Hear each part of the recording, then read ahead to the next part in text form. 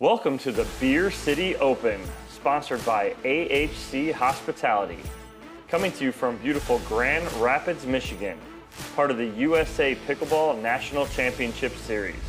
Join us for the amazing on-court action as players compete for a part of the $90,000 purse and the coveted golden ticket to the Margaritaville USA Pickleball National Championships in Indian Wells, California this November.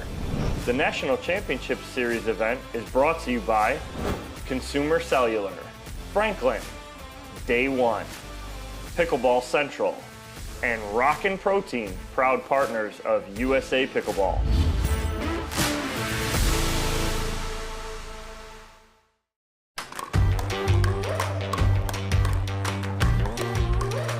Welcome back to the 2022 Beer City Open, sponsored by AHC Hospitality here at Belknap Park in Grand Rapids, Michigan.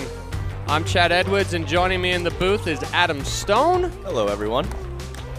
We are bringing you a men's senior pro doubles match, semifinal. Weinbach and winners final. We've been corrected. We've been corrected. It is the winners final. You must talk loud, Chad. I did. They can hear me the whole way. Dan Gingrich at the kitchen line. I was looking at the draw incorrectly. Dan Gingrich correcting me there. So we've got Gingrich and Weinbach, and Marariu and Sperling. Gingrich, Weinbach. We see a picture of Dave Weinbach. Weinbach and Gingrich taking down DeRisi and Granat. And then we've got Marariu and Sperling beating Witskin and Crandall to get us to this point. Adam, what are you looking to see out of this match? Oh, I think this is a great matchup here. Really excited for it, Chad. We have Dave Weinbach, legend of the game, been around forever. Just a couple years ago was very relevant in the pro game, now moving on to men's senior pro. Some very quick hands, lots of animation and grunting and all kinds of stuff coming out of Dave Weinbach. Excellent player, though. We have John Sperling, who we did not see yesterday, out of Florida right here. A very calm, controlled, smooth player. Prefers that soft game, takes his opportunities when he gets them. So I kind of see Sperling and Gingrich as being a little bit more of the solid, controlled teammate. And then we have Weinbach and Mircha, who a little bit more speeding up, a little bit less likely to stick in those dink rallies, and a little bit more likely to go for something offensive throughout the point. So I think it's a good contrast, a good team matchups here with a power player and a solid player, and I'm very much looking forward to seeing some of these points. Yeah, I had the privilege of watching these two teams play at the US Open this year. Weinbach has been known for his hands with a bit of a ping pong background. He is very good at putting the paddle where it needs to be. No, for sure. He kind of has a little bit maybe bigger swings than you would teach, but his timing and his anticipation is phenomenal. He does sometimes have some issues letting the ball go out while we've talked about this before, Chad. Being geared up and ready to handle pace with those good hands and being able to let the ball go out is a tough combination to have. Only a few players have that, so we'll see if that comes into play at all in this matchup. I'm sure it will. And we're getting started here with Dan Gingrich to serve.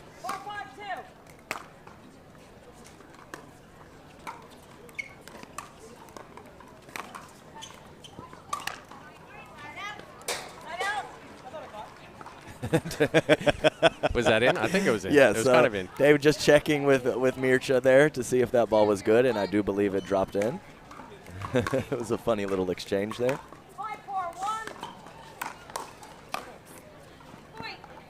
Nice little 1-2 combo there. Getting in nicely there, John Sperling. Mircha Marariu ready for the cleanup. Nice 1-2 combination from those two.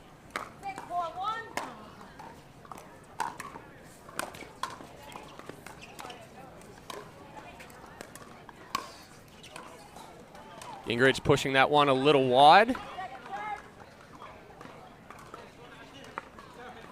Yeah, tried to do a little too much with it. Actually had Sperling a little bit in the air there. Probably didn't need to go for the line quite as much.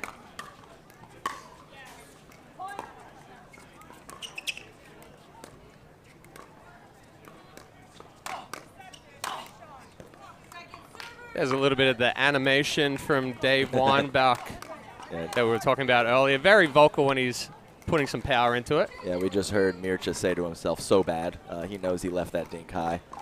He'll be cleaning that up and moving forward.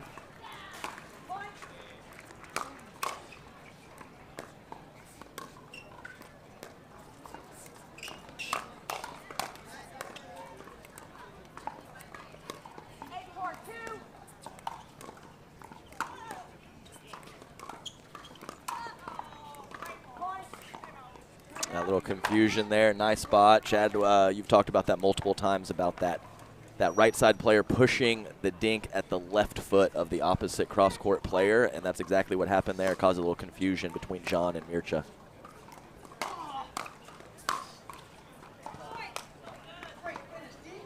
That one left up a little high from Mircha Murariu.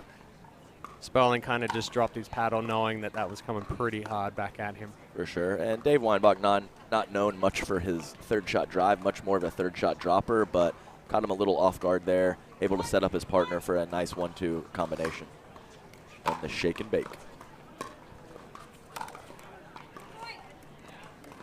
Little bit of that high bait third there. Looked like he had an opportunity by the time it got to Sperling's paddle, a little bit lower than he was expecting.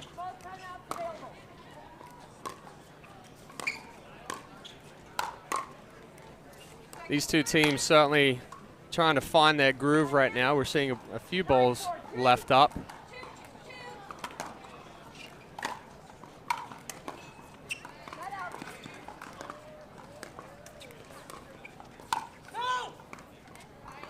It's a great roll there from John Sperling. Dave trying to let Dane know it's out, but caught him in that right shoulder there. Very nice shot below the net tape, creating some offense from John Sperling. And we talked about that yesterday a little bit. When that ball gets net cord high and the paddle gets hidden, it's hard to pick up the directional change. Sure. Obviously, Gingrich a little late reacting to that speed up. Super cellular, everything you need and nothing you don't. Superior Labs, health and nutrition supplements. Zealous, the pickleball. Nice pressure there from Dane and Dave. You bring the fire, we'll bring the fuel. And pickleball center. Dave really likes to speed up that forehand off of the bounce. Almost never does that off the backhand. He will poke that backhand out of the air for an attack and bounce attack with the forehand side very frequently. So 2-2-2.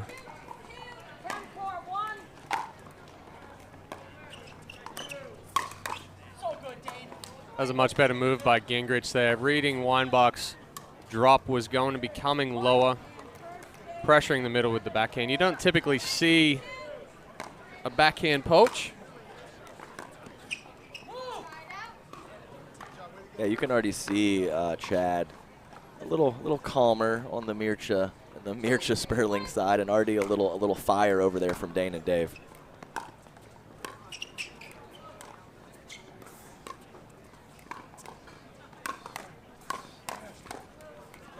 Really nice job by Mircha Murariu there, handling that first initial attack by Dan Gingrich right at his right hip. He was able to get that backhand over there and neutralize. Very tough to do when your opponent puts it in that spot.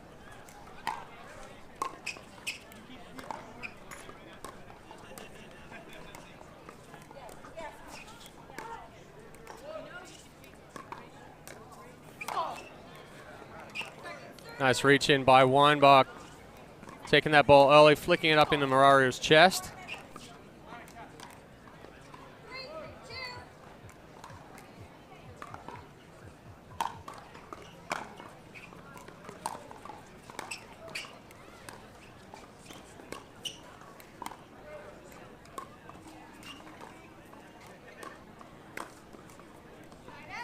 A little ambitious there from Mircea Murariu, looking for an opportunity to be aggressive.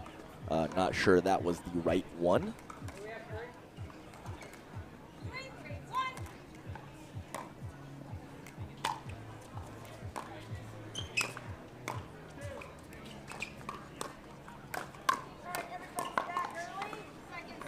Nice job there. John Sperling definitely has not been around as long as Dave Weinbach, but I would consider him a veteran of the game now, often working at Tyson McGuffin's signature pickleball camps. Good buddies, those two.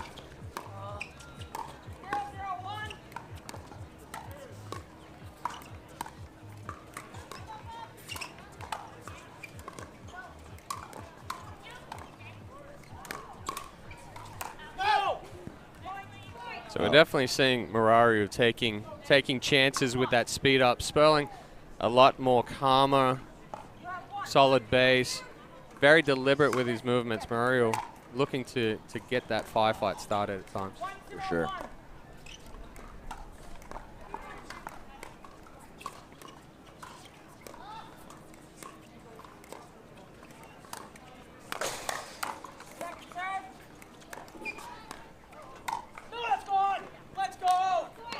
Yeah, it is interesting, Chad, because, you know, there's definitely a little bit of a smoothness to Sperling. Almost looks like he is comfortable dinking all day. And I think that is not necessarily the pattern that Mircea wants to get into. So we'll see if he can time his speed-ups a little bit better moving forward, because I don't think he wants to get in that all-day dink rally. Definitely. And it's a really good change of direction there by John Sperling. I've seen him do that quite a few times over the years watching him play. I think it's that calmness that allows him to hold that paddle in position and change direction so effortlessly.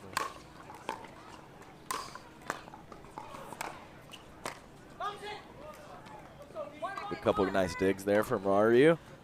Couldn't handle all the pressure there from Weinbach. Nice deep topspin forehand.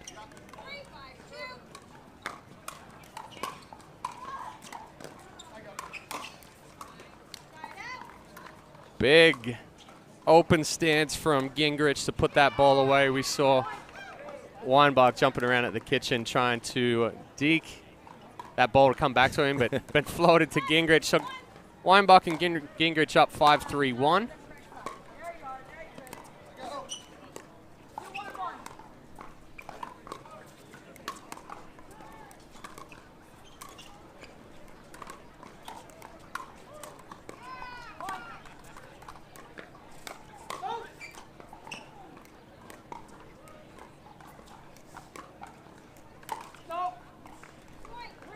A little bit of impatience by John Sperling right there.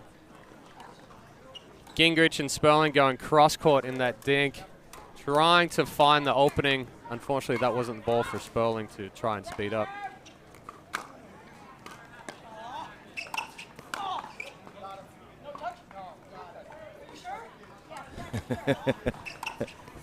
Weinbach pleading with Murariu to see if it touched him. Yes, definitely look one of Dave's favorite. Here, I'll stop, let them chat for a little bit. Okay, they got it situated. If you're looking for Beer City Open swag, that's Beer City Open apparel and gear. Items are available for purchase at the APP store located next to the registration tent. Let's go! Nice job there by Dave Weinbach. Leaning into that middle, rolling it up into the right shoulder of Mircea Murariu. Yeah, we've seen a Dave Weinbach jab step. We've seen a shoulder fake. We've seen a no look dink. He's bringing out the bag of tricks early in game one here, Dave Weinbach. He definitely throws all those tricks out there. And one good thing that we saw in that last point, although Gingrich didn't get the Ernie attempt that he was going for, he put the pressure on Sperling to bring that ball back to the middle. And a lot of the times, just movement out there, that last-minute change of mind from a player. We might rush through a ball, or you get a little tight, and that ball sailed on him just a little bit, allowing Weinbach to speed that ball up. Right, and I do think that that's a nice combo there. If Gingrich puts that pressure with the Ernie, even if he doesn't get it, and Weinbach is not sliding over to look for that opportunity, it doesn't really mean much. So that was a nice job of Gingrich putting on that pressure, forcing Sperling to put that ball to the middle, and Dave was very ready for it there, looking to be aggressive. So that is a nice little court positioning, a way to be aggressive from the two guys in the red shirts across the way. So quick timeout there from Morariu and Sperling, trying to slow down the run of Weinbach and Gingrich, now up 7-3. Registration desk. Last call.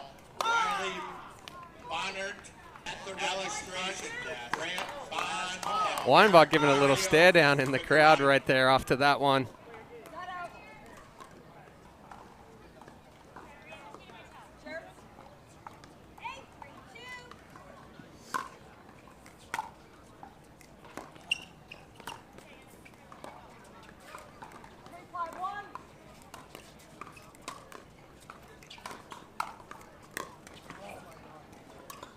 Just long by Gingrich, and we saw Weinbach doing it on the opposite side that Gingrich did earlier. A little bit of movement, fake Ernie.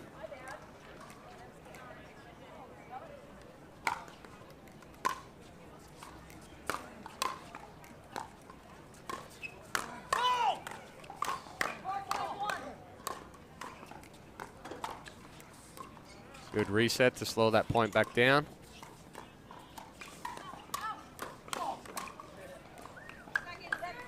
Those are the hands that we were talking about with Weinbach earlier. I believe that was a quadruple stare down. So he looked at him, looked away. You know what the quadruple is. That's 4. That's 4, guys. Just letting him know, yeah, try that again on me. I will have to say, in my early years of playing, I played Dave Weinbach quite a few times. And he is a great ambassador for the game, but sometimes it's a little frustrating coming up against him with some of the antics and some of the things that he does on court. So hopefully Morariu and Sperling can get through that and play their best game. It's a little bit of gamesmanship there as well. We saw Derisi very vocal yesterday. Weinbach being another of those players. If you allow that type of play to get into your head, it can definitely mess with your game. For sure. So everyone has their different styles. We've already talked about those with all 4 players on the court. So that's definitely, part of his package that he brings to the table. So if you let it get to you, that's your bad. We want to remind all professional players there's an RV and a tent set up in the southeast corner of the grounds for your use. Feel free to drop your personal belongings there, get a snack, or take a break. Yeah, I think that's the pattern as of right now, is targeting a little bit on Morariu there. Looking for some sort of pop-up or something that they can work with from the soft game and transition that to offense. Been working well so far. We've got game point here with Weinbach and Gingrich at 10-3.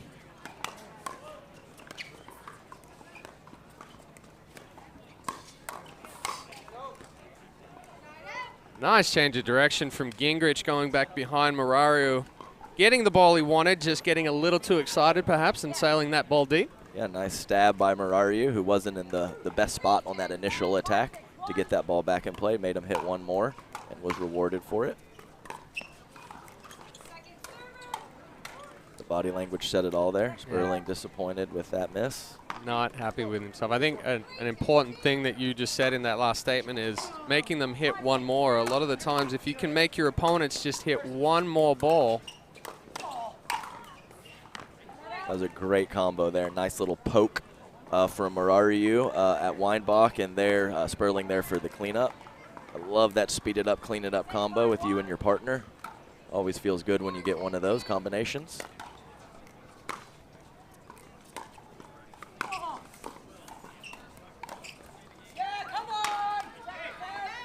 Nice movement from Weinbach, jumping over the kitchen, splitting the kitchen.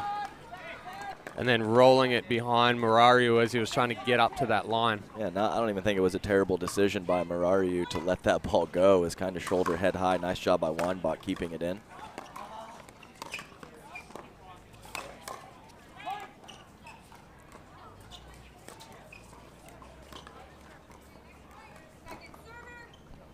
Dink mistake from Gingrich, a little animated after that. He did a great job of having a nice block earlier in that point, but same guy there, missing the dink.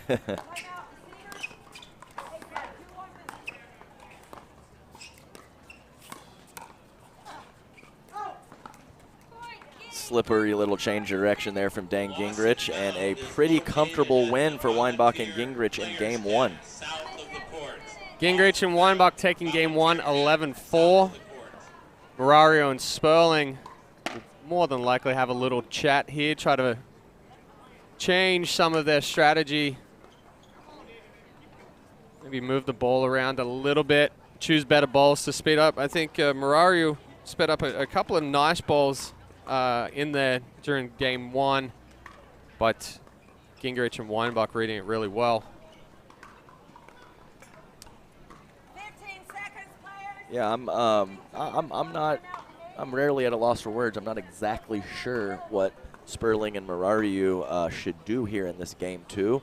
I think that they were left a few more dinks high than Weinbach and Gingrich in that game one, and when they did get in those exchanges, I think it was relatively close. I'd give a slight edge to Weinbach and Gingrich in those hands battles. So I would actually look for them to be a little bit more aggressive in this game too. I could be totally wrong there, but I think that the dink patterns and the dink, all four at the kitchen dink situations were definitely favoring Weinbach and Gingrich in that game one.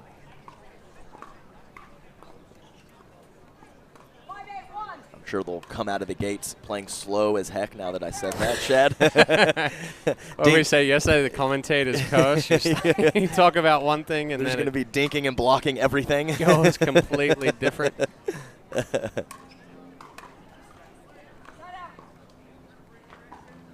So a little bit about the Beer City Open here, part of the USA Pickleball National Championship Series. This is stop number 5.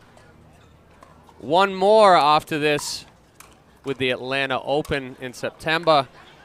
Gold medal winners here get the coveted golden ticket, automatic entry into the USA Pickleball Championships Nationals out at Indian Wells, California in November. And then the bronze and silver getting a wild card or a lottery ticket entry. I know for a lot of the amateurs, they chase this series around trying to get that golden ticket. Golden ticket. That's right. It's a big ticket. Yeah, so today at the Beer City Open, obviously we have gender senior pro doubles, and we also have pro mixed doubles. We will have a mix of those matches on our court today. We get started here for game number 2.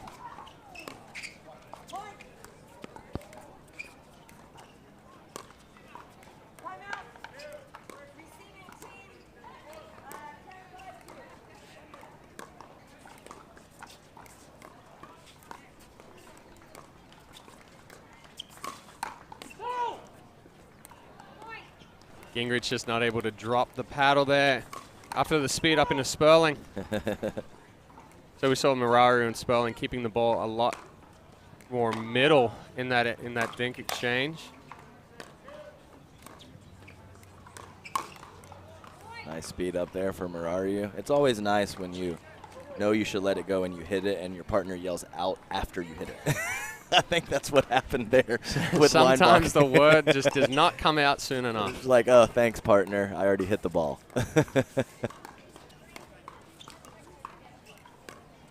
Please support our sponsors, AHC Hospitality, Rooftop Pickleball. There we go. Nice. Coming out of the gate with 2 really nice speed ups from Mircea Murariu, and good cleanup there from John Sperling. Ready in the middle.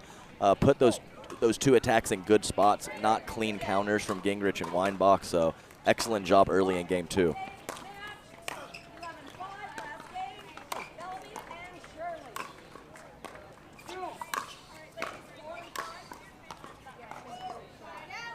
Nice job there. Hard angle cross court, and then the hard angle inside out there from Gingrich, spreading that court, making it as big as possible, hard to cover. So Murario and Sperling out to Ladies, an you gotta earlier share the lead. love, obviously. All right, 4 and 11. I got it. Okay, thank you. Weinbach and Gingrich 4 getting and 1 5. back there from a small mistake from Sperling. Yep, he was chatting with himself there a little bit. Not happy about that dink mistake. It happens to the best of us, though, John. Oh, good try, Murario. There was no one home if he just could have made that ball. Great poach there from Dave Weinbach, though. It's not like that was an easy shot for Mircea.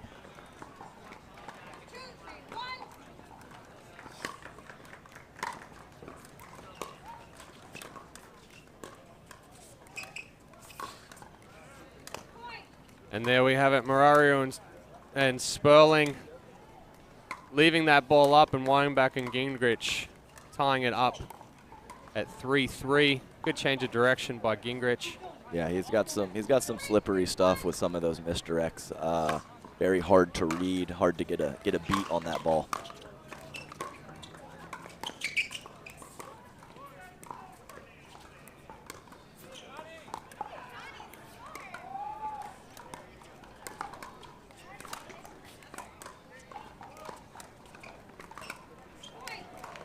So we've seen a little bit of a change here in the last four points. Sperling and Murario were able to keep that ball middle in the earlier points. Weinbach and Gingrich now spreading them out, making them move a little bit more, getting overextended.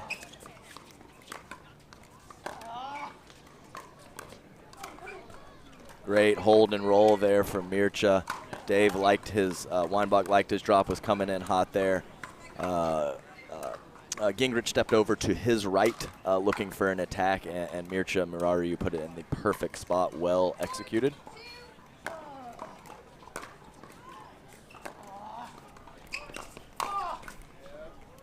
Same spot, Same different spot. result. Same spot, different result.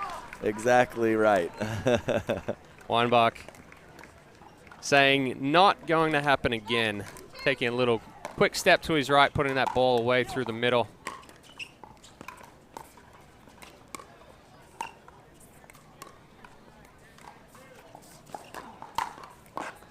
Nice job there from John Sperling, kind of holding his ground there. Weinbach getting a couple feet off the kitchen line, needed to make that attack absolutely perfect, and was unable to do it. Great counter attack from John Sperling. Definitely a little tougher ball to try to attack off there when it's coming behind you. For sure.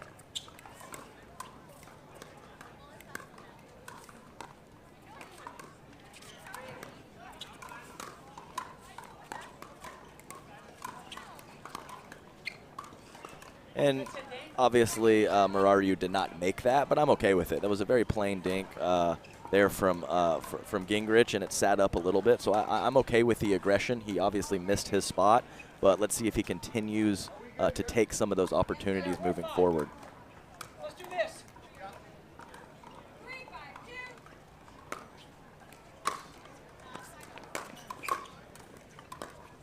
There is water located several places around the grounds, but also don't forget. Well, it was great pressure from Gingrich. He got a little love from the net cord, but great job by him to stay engaged. He needed 3 or 4 quality shots to end at that point, and he was able to get them. Yeah, hitting both sides of the court.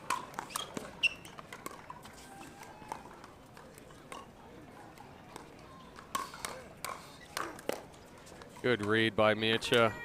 Yes, it was a nice job to slide over, hit a backhand, and then get back to that power forehand to finish on the second counter attack there.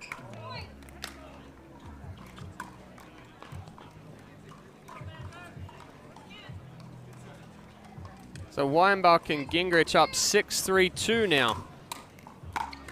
after that missed return in the net by Marario.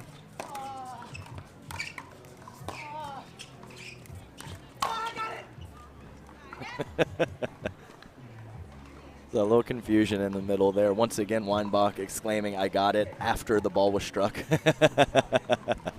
But they were definitely both on that one.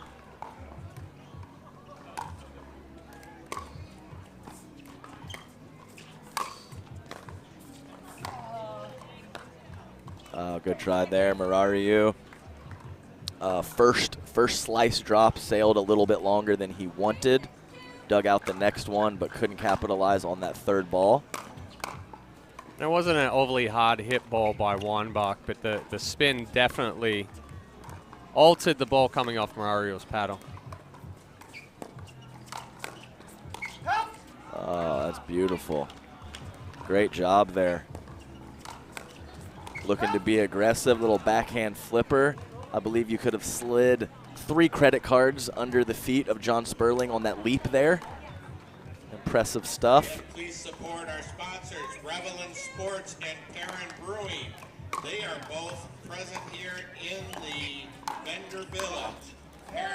It's bad luck. I mean, it's obviously a great adjustment there from Gingrich off the let tape, but Sperling was in a fantastic position, gliding forward, speeding up that ball, and just had a little bit of bad luck.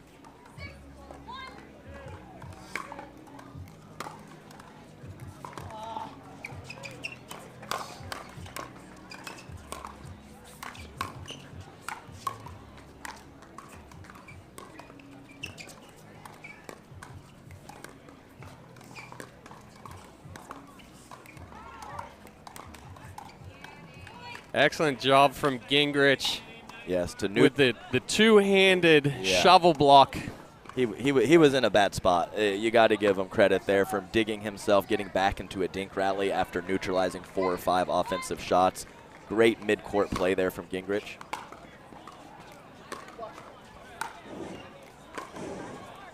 Bob Trout, please report to the referee center.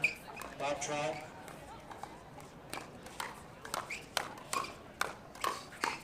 Let's go! Let's go! Come on! There, I believe was that the first chest bump? That was the first one. chest bump. First extreme let's go from Gingrich and Weinbach. Really getting pumped up now. Up 8-4. Excellent exchange. Changing directions and just keeping Sperling off balance.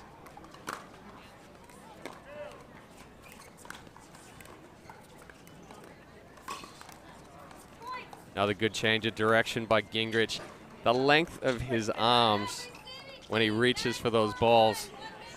Very impressive. Weinbach and Gingrich now up 9-4 with a quick timeout. Yeah, and you mentioned it a couple times, and I did as well, with Gingrich able to put shots on all parts of the court. So, you know, when you're playing quality opponents like everyone on the court is, if you only go to certain spots, even if they're quality shots, when that opponent has that little head start or can take that first step before you make contact, it really gives them a nice chance to neutralize that offense or anticipate better. So when you can put that ball to all spots of the court, and that opponent has to hold and kind of react to what you're doing, it's a great situation to be in as an offensive player.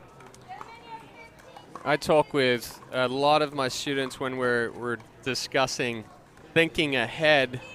A lot of amateurs are hitting a ball, they're reacting to it, it comes back, and then they try to figure out what they're going to do with the next shot. With a lot of what you don't see with these players is they're hitting a ball and then they've already got the next shot planned off of what comes back to them. And that's one of the big benefits of drilling.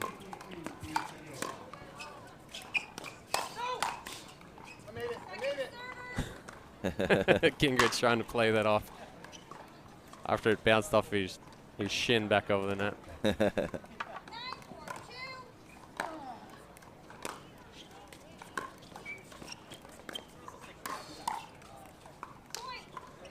He's feeling that misdirect right now.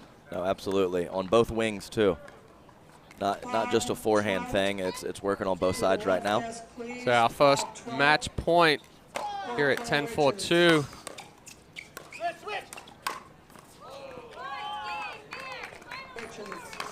I don't know if that was a little bit of, I'm going to yell switch, but stay right there to get you to hit the ball cross court or not. Yeah, I'm not sure they were thinking on that level, but maybe, maybe Chad, I'm not exactly sure.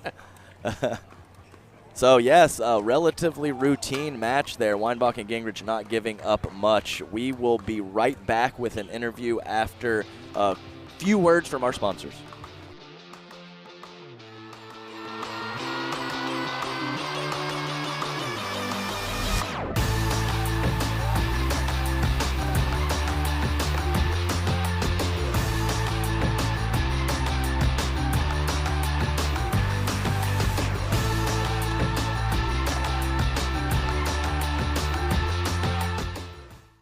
Consumer Cellular has the best customer service. They care about the customer. The best price with the best quality. The prices, the coverage. The coverage is great. It was the same, if not better. Consumer Cellular provides the exact same premium coverage as the nation's leading carriers for half the cost. Switch to Consumer Cellular and get talk, text, and data starting at just $20 a month. It's like 4 scoops of ice cream for the price of 1. Switch today and get a 100% risk-free guarantee. Call or go online.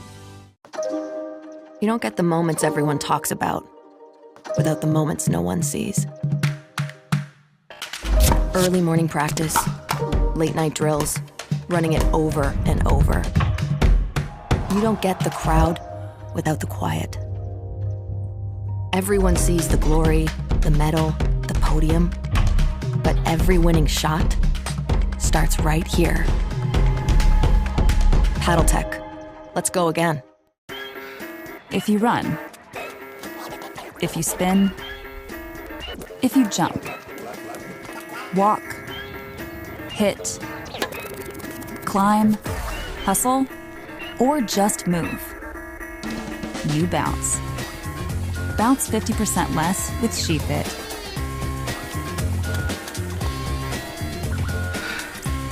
We got you, because we are you. SheFit. Priority shift from rush hours to slow breakfasts. From busy schedules to scheduled downtime. And as life happens, shifts and surprises are sure to follow. At Priority Health, we'll always be ready to shift with you, from complicated policies to ones written by humans. From a plan for 1 to a plan for 3. Because your priorities have shifted, maybe it's time your health insurance did too. OS First, the official sock sponsor of pickleball. Stay in the game with OS First socks with purpose and compression bracing designed for comfort, injury prevention, and improved recovery. OS First is the official sock brand of USA Pickleball and the PPA Tour. Visit www.thepickleballsock.com to learn more.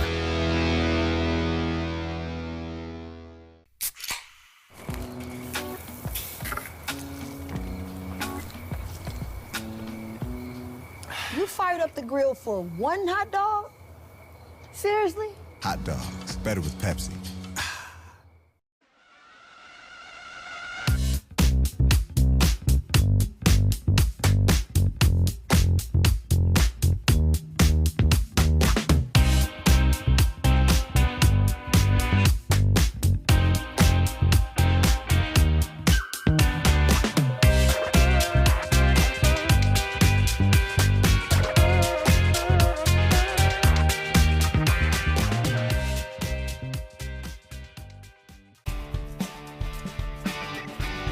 Elders, Helpers, and Engaged Pickleball love the fun we have and the friends we make playing and teaching this great game of pickleball.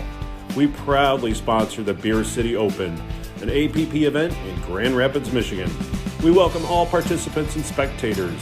At Elders, Helpers, we say, live on your own with a helper in your home.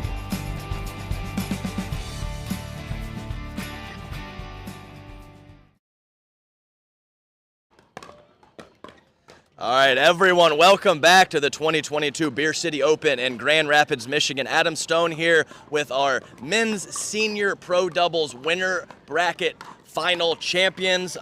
Looking forward to having them back on this court a little bit later in the day. Dave Weinbach, you guys played a team that you're very familiar with. John Sperling, Mircea Murariu. Murariu with that power, Sperling with that smooth kind of control and soft game. You guys came out on fire. How did you feel about that performance just now?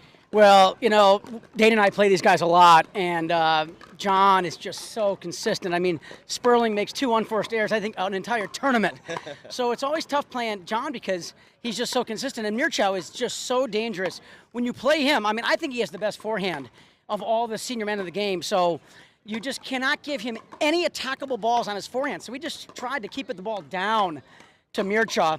And, you know, we executed really well, and that was pretty flawless from Dane and I. And if I get this big guy to the kitchen line and he leans in, man, he is so dangerous. I love playing with him. All right. Well, absolutely. Definitely executed well by you guys. Dane, Dave just mentioned about he just needs to get you to the kitchen line. Well, some of your back of the court and mid-court resets and transition balls were really on point today. How did you feel about that part of your game in this match? Last 3 months, all I've been doing is studying Adam Stone's reset from transition. I'm not even joking. Like I probably put in more work in the transition zone than anywhere, because I think if you get super confident there, everything just relaxes, right? So yes, doing more of that, but trying to use my length a little bit more at the line, because I do like to let it bounce and attack off the bounce as well. But you're right. But your transition resets, that's the model. That's the model. Well, thank you very much. And obviously, your offense at the line and your transition getting to the line was impeccable in this last match. Congratulations again. Very much looking forward to having you guys back on this court a little bit later in the day. Thank you.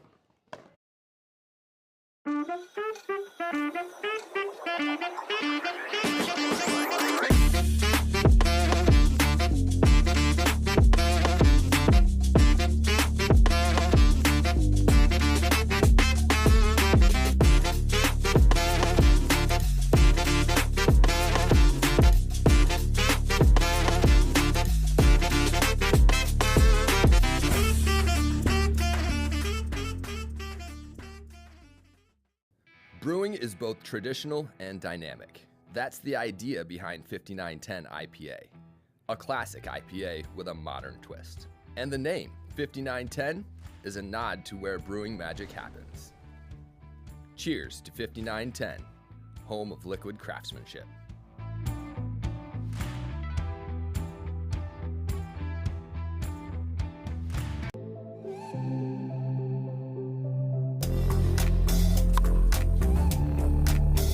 Hiya, my name is Stacy Townsend, and let's learn to play better pickleball with Pickler and USA Pickleball.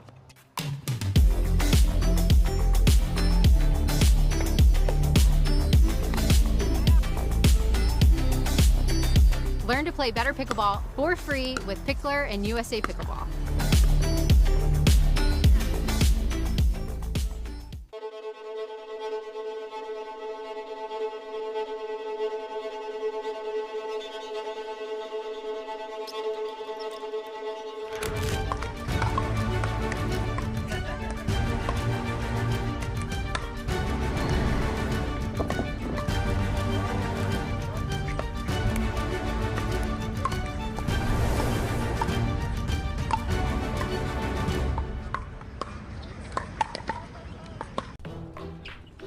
I will dig deep. I will crush this game. Athletes know nutrition drives performance. I will not slow down. Superior Lab supplements help you power up and recover faster. I will never surrender. Superior Labs is a proud sponsor of USA Pickleball. Out here with the squad, everybody tryna go. Yeah, the party jumping off. Hey, we putting on a show, tryna catch a vibe. We do this every time, like na na na na na na na. This is where I wanna be, na na na. Never ever gonna leave, na na na. You ain't gonna get it from me, I'm like na na na na na na na.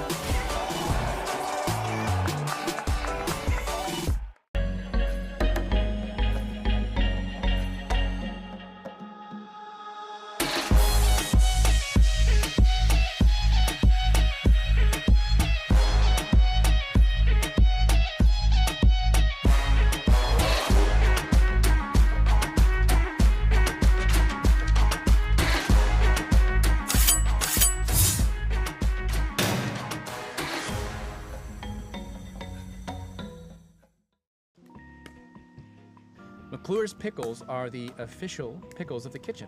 Well, duh. We belong in the kitchen. Totally. Just now it's official. That's what I'm officially saying.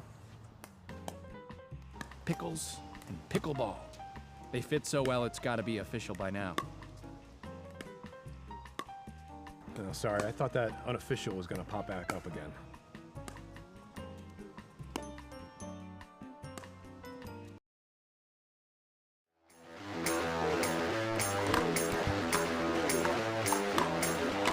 This is us. Welcome back to the Beer City Open, sponsored by AHC Hospitality here at Belknap Park in beautiful Grand Rapids, Michigan.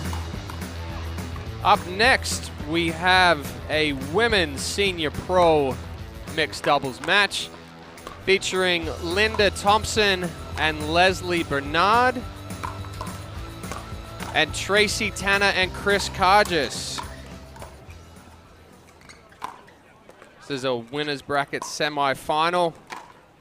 Thompson and Bernard taking down Heim and Gillis. And Tanner and Cargis taking down Cook and Russo in 3 to square up here. Joining me in the booth is Adam Stone. Hello, everyone. So yeah, we got a look at Chris Cargis and Linda Thompson yesterday in the senior mixed pro action.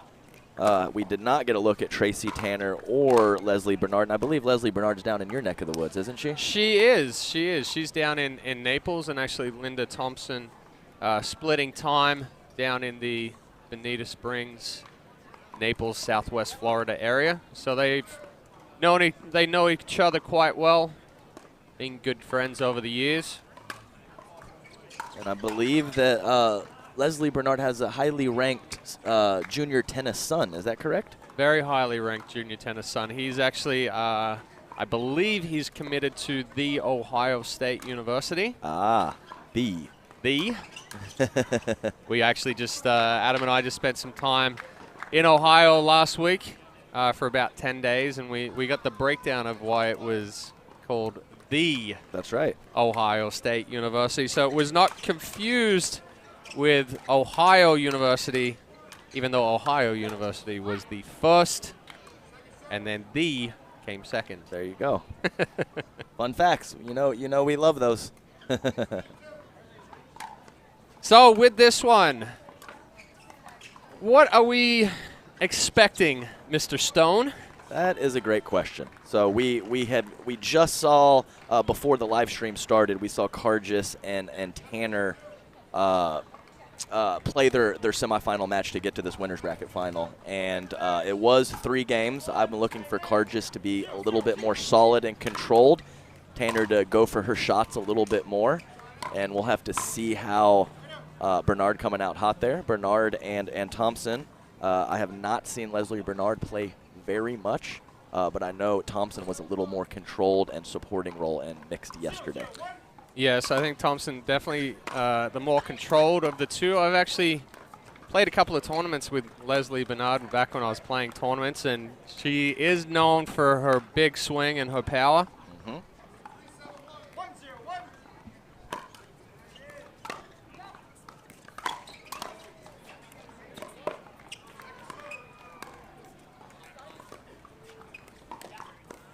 Good try there, a little gap in the middle.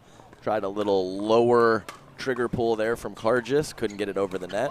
But 2 nice gets off of the let cords there from the senior ladies. Oh, we saw Bernard hit the back fence with her paddle. We saw that quite a few times yesterday. So it's definitely this end closest to us. If they go for that serve and go a little harder, they're pushing their opponents back into the fence. Good get by Cargis. Tough one there. Nice spot in the middle there from Linda Thompson. But yes, very good get from Cargis. One of the shorter competitors, but fantastic mover. Has a lot of good gets. Very scrappy. Gets a lot of balls back. I really like her game.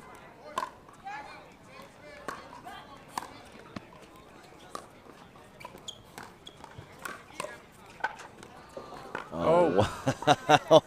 It was a beautiful, you know, puller out wide, controlled little dink there, and nice speed up. And unfortunately, the counterattack from Kargis just trickled over.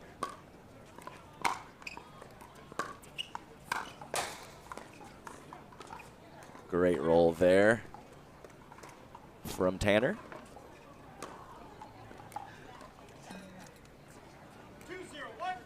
So Tanner and Kargis resuming at 2-0-1.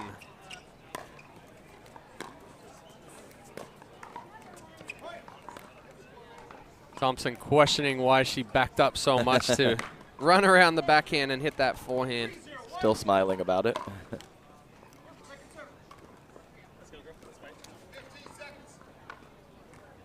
I just not very happy with the unforced error of the serve into the net. I don't think anyone's happy with that. It happens, though.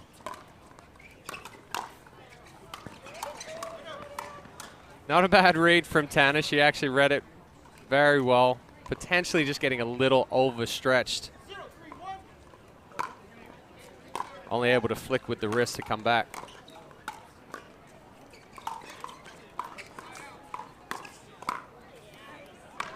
Great misdirect there from Leslie Bernard.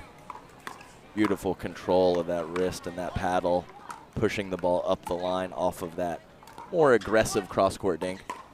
Yeah, she stayed really, really short with that swing.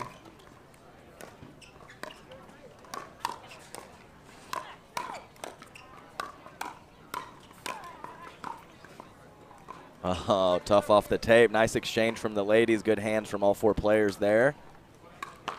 Love those exchanges, like I'm sure everyone does at home.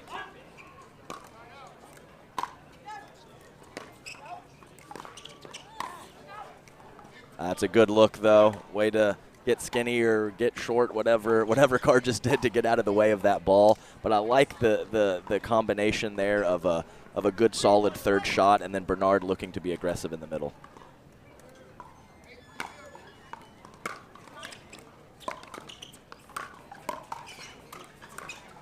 A really nice controlled block there from Kargis, kind of carving that backhand right into the kitchen. Thompson trying a little bit too aggressive of a shot off of that reset.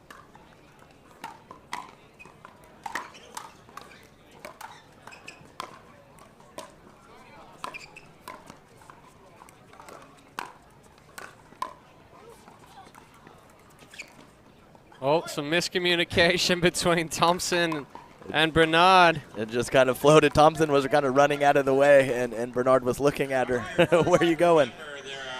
So Tanner and Kargis up 5-1. Wow, really nice mid-court shot there. Inside-out forehand from Tanner. Really wasn't in the best position, to be honest with you, and pulled out a fantastic ball, forcing Bernard to hit up on it, and she was unable to capitalize. So we're going to take a quick timeout right here. Thompson and Bernard aren't playing bad. No. But Tanner and Kargis are just moving that ball around, keeping Thompson and Bernard a little bit off balance. Mm-hmm. And I think it's similar to the previous previous senior pro men's match that we had on here with Weinbach and Gingrich. They played very well. So it has to be, you know, in this situation, of course you want to get them a little out of the rhythm, but you know, when a team is playing well, you just got to try your best to weather that storm, hope they drop their level and do a few things to get them out of the rhythm. Let's see if Bernard and Thompson can do that here in the second part of game one.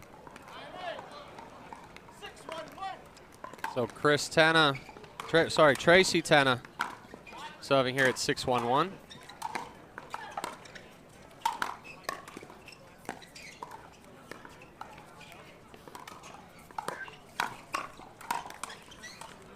Nice hands there from Linda Thompson. Tanner couldn't quite get her way all the way to the kitchen.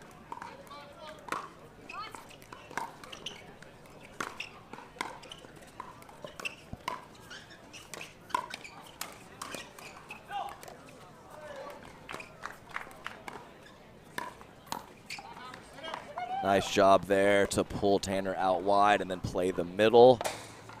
Yes, we've seen it multiple times. Spreading these teams out, using the whole court, you can really reap the rewards if you're able to execute those shots.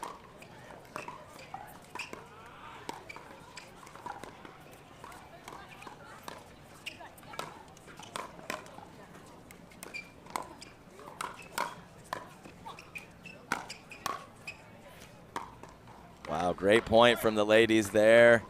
Some downy soft blocks there from Chris Cargis. Great job by Bernard and Thompson to keep the pressure on. Great point from all the ladies.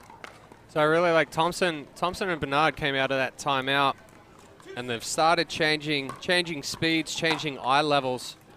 Saw that the first lob from Leslie Bernard. Yeah, and I actually like the aggression forward from Bernard here. You just got to tip your cap to Tanner with the strong hands there on that counter.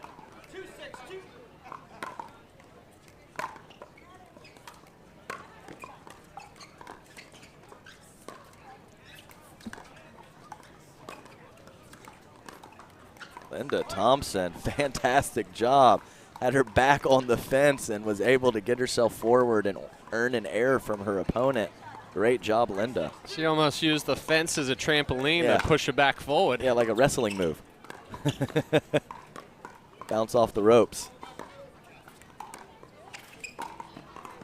That's an excellent ball from Tanner, getting it deep behind Bernard, expecting her to go out wide. That's exactly what it was. Kind of mixed up her spot there, put a couple out wide and then one to the middle. Very nice job mixing it up there by Tanner.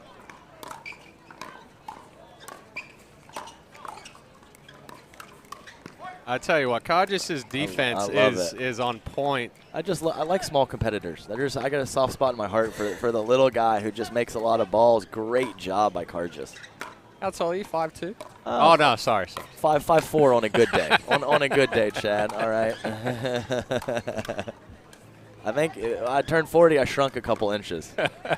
My life's in shambles right now. It's all downhill from here. It's all downhill from here. Besides for my upcoming nuptials, my life is in shambles physically. Yes. Adam and Corinne Carr getting married in 5 days, doing a little trek in Peru to 15,000 feet. Oh, yeah. We'll see how that goes. Either way, it's going to be a great experience. A little worried about that 15,000 feet, though. We're going to get through it.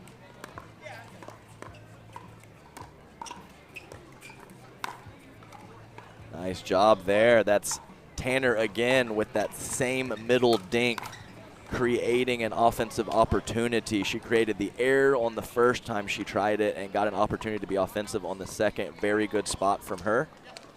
I mean, Tanner gets the glory of the finish and setup, but Cargis again with the defense, keeping them in that point, allowing Tanner to get that finishing ball.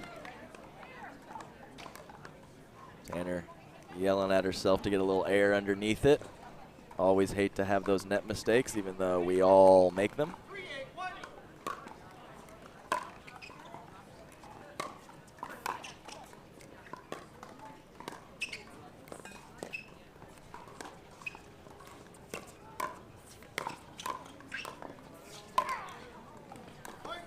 Tough one there. Thompson again from her back to the fence up into the kitchen. Nice point from the ladies. Cargis did not have an easy put away, even though it was a high ball. Couldn't convert.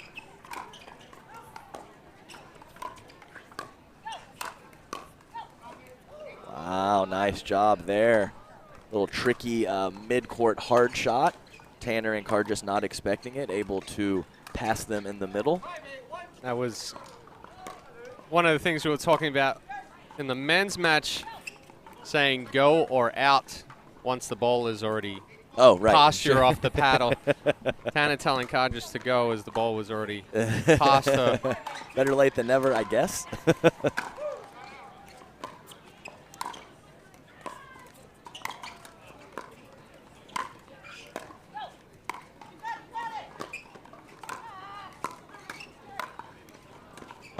Beautiful control there. That controlled aggression.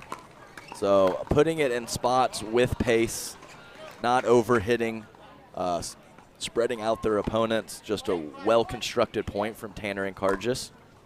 Yeah, I think that's definitely a good example for people watching at home to see. You don't always have to kill that ball when you're trying to end the point. Absolutely. Bernard just pushing that one a little wide. Placement over power, Chad, but if you can have both, fantastic.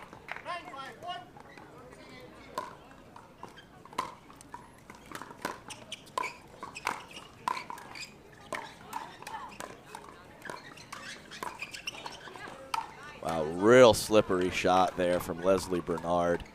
Had Tanner leaning forehand, was able to push it to the backhand side. Tanner late reacting. Yeah, she hit that very well. Behind the net tape, like we've talked about in a couple of previous matches. Once it gets there, very difficult to see the change.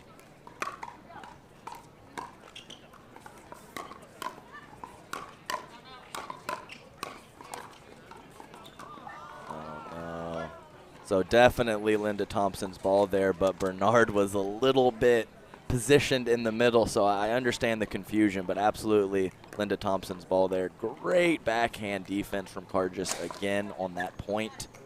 Neutralizing 4, 5, 6 balls, well played. So our first game point here at 10-5-2 for Tanner and Kargis.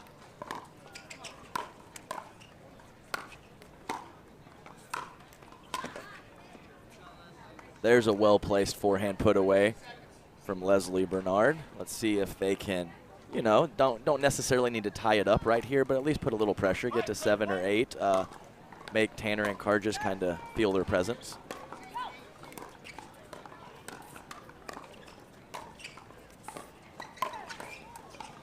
Wow, great dink to set it up there. The spin off of the reach in by Kargis there. Hitting the court, taking off.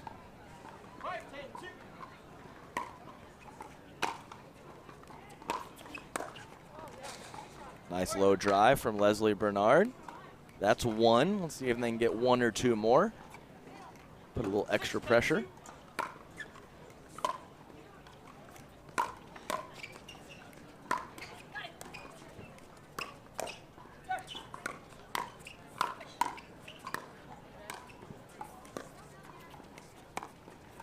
Nice resets there from Tracy Tanner, keeping the point alive.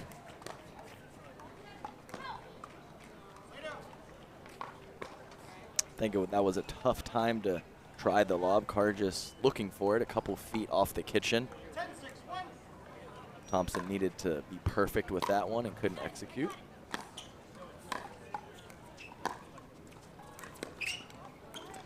Well, there we have it. Game 1 going to Tanner and Kargis 11-6. We're going to take a quick break and come back with Game 2 here at the Beer City Open in Grand Rapids, Michigan.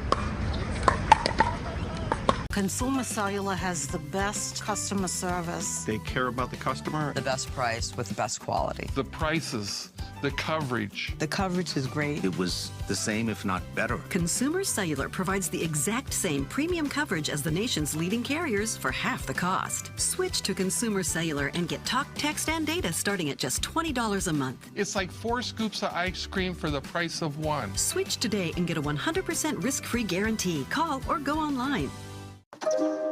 You don't get the moments everyone talks about without the moments no one sees. Early morning practice, late night drills, running it over and over. You don't get the crowd without the quiet. Everyone sees the glory, the medal, the podium. But every winning shot starts right here. Paddletech. Let's go again.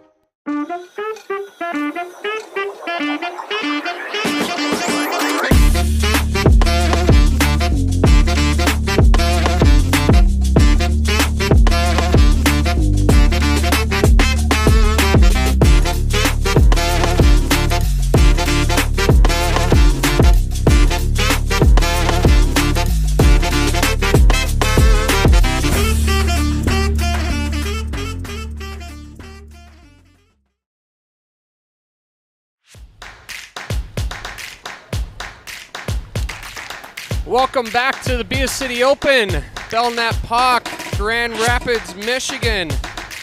The improvements here over the years have been extensive.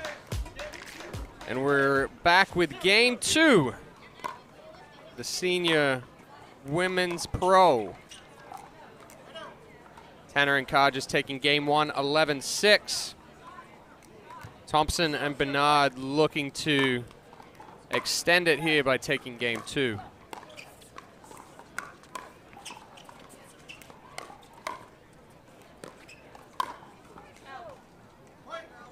I like the attempt there. Carr just trying to turn a little defense to offense. I think it was a fine time to try. Overcooked it.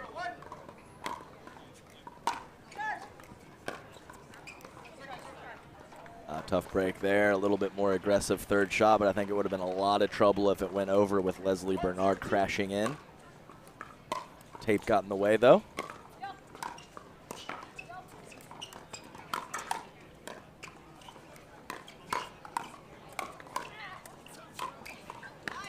Great put away there. Nice hands there from Linda Thompson and Leslie Bernard. Nice little inside out finish by Bernard.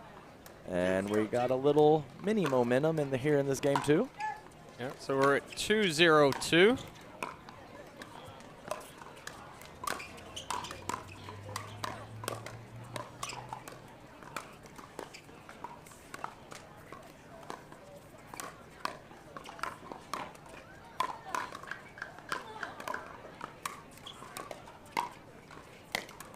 Oh wow, Carr just with the D again. The old make them hit one more ball strategy, talked about it multiple times.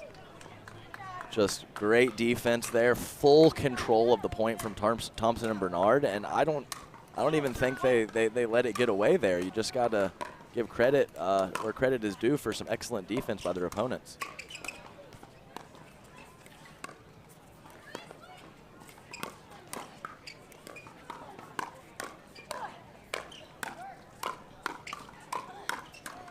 Wow, nice exchange. We got some firefights starting off in Game 2. Yeah, good pressure there from Leslie Bernard. Linda Thompson starting that off with the change of direction up into Cargis's right shoulder.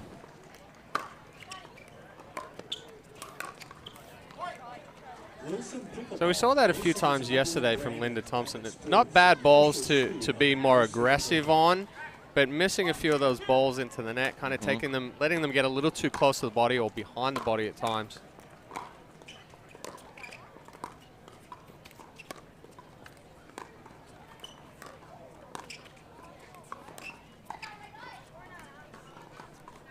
Reasonable try. I think we've seen 2 or 3 lobs in this match, and you know I don't hate to see it as long as we're doing it in the right spots at the right times.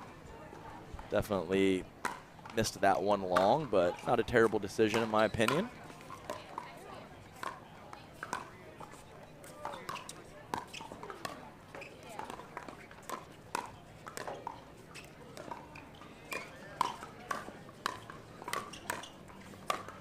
Nice job there. Excellent pressure.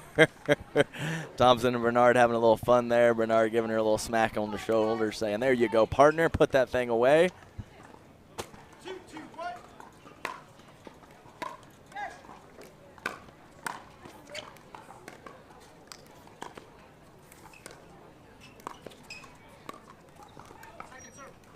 They get a little miss decision. Got tangled on my word. You know, right it happens. there. It happens. Indecision by Linda Thompson on that previous point. Looked like she wanted to speed it up and then slowed it down. But we're at 3-2 now. Thompson and Bernard leading. Oh, the old third shot lob. And the fifth shot lob.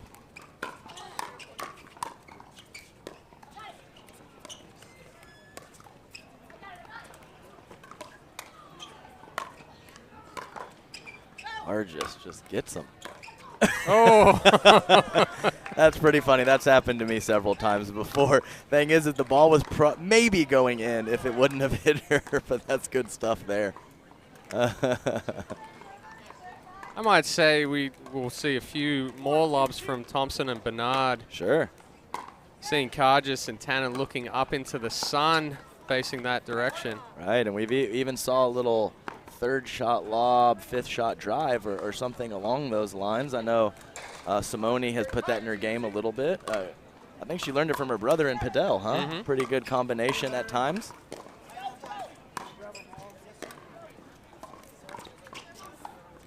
Great shot there. Definitely a little different vibe to start game two.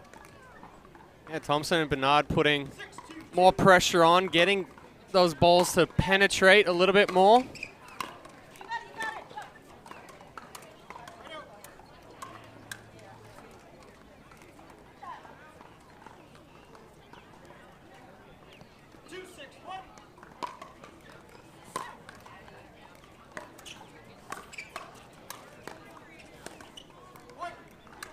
It's a couple times now that Tanner has caught Thompson volleying that dink out of the air, made a couple net mistakes. I've been pretty impressed with Tanner's ability to hit those sharp angled dinks. I think if Thompson lets that ball bounce, it's past her, and she has to try to take that ball out of the air. Sure. Yeah, I agree. I think Thompson's did a nice job with some penetrating slice dinks, and Tanner has done a good job neutralizing that. So those cross-court dink rallies have been pretty impressive from the ladies. Just back on the serve. Tanner can't believe it. Gave her a little leg smack there. The old tennis move. So Thompson and Bernard up 6-3-1.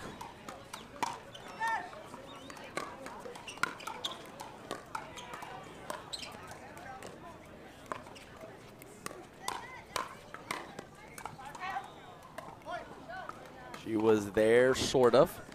Seen that multiple times in this match. The player's able to get to the ball, but being at full extension, just very hard to control.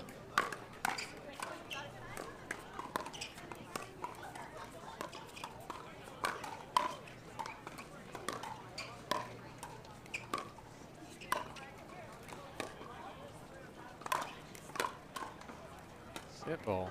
Just a little deep from Bernard. Kargis staying aggressive with the overhead. Definitely had them on the run.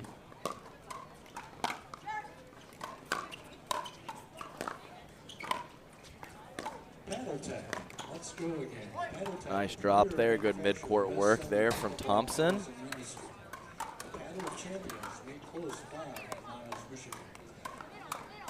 I always worry when I hit my cough button after a little mix-up yesterday. That was pretty funny.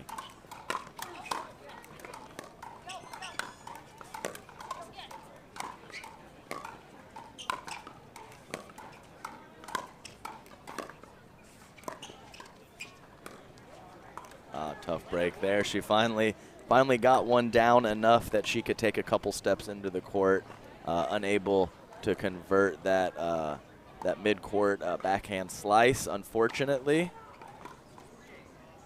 Way to keep the pressure on from Tanner and Kargis. Nice and controlled shots from the kitchen line. Nothing spectacular, not trying to hit winners. Just trying to keep them back, and they did that successfully.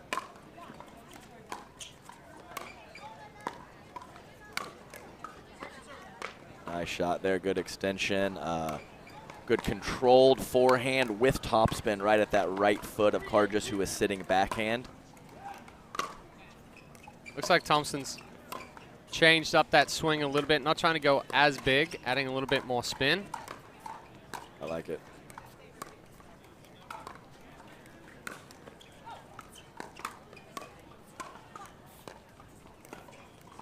Little let cord love. That sums up how game 2 is going for Tanner and Cargis. Definitely a switch. Big difference from game 1. Yeah, I think Thompson and Bernard are moving the ball around a lot better this game. Playing with a little bit more confidence.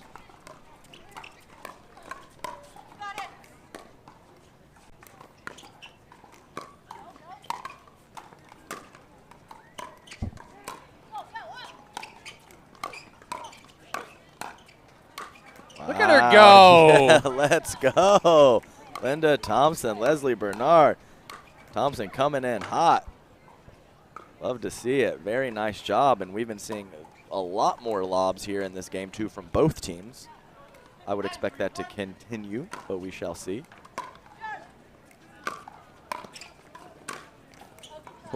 That would have been a pretty nasty angle. Definitely went for quite a bit there, but that would have been trouble had it gone over. So 9-3-2 here for Thompson and Bernard in game 2. Oh. Tough break there on the let cord.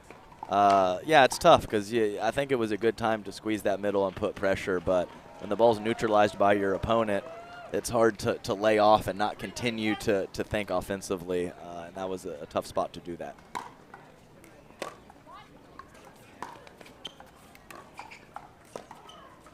Oh, really nice shot. I didn't think she was going to be able to keep her back the way she did there and caused an error. Yeah, she caught Tanner with her feet. Still moving on that one. Potentially Tanner not thinking she was going to go as deep. Great spot. Linda Thompson really precise with some of these topspin shots from the kitchen so far in game 2. I'm liking the looseness we're seeing from Thompson right now. She's definitely not playing tentatively, moving that ball around, taking advantage when she can of speeding that ball up. Good try. And that's okay. I mean, that's okay. No, you're playing more aggressive. You're going for more. You're going to miss a ball wide every now and then.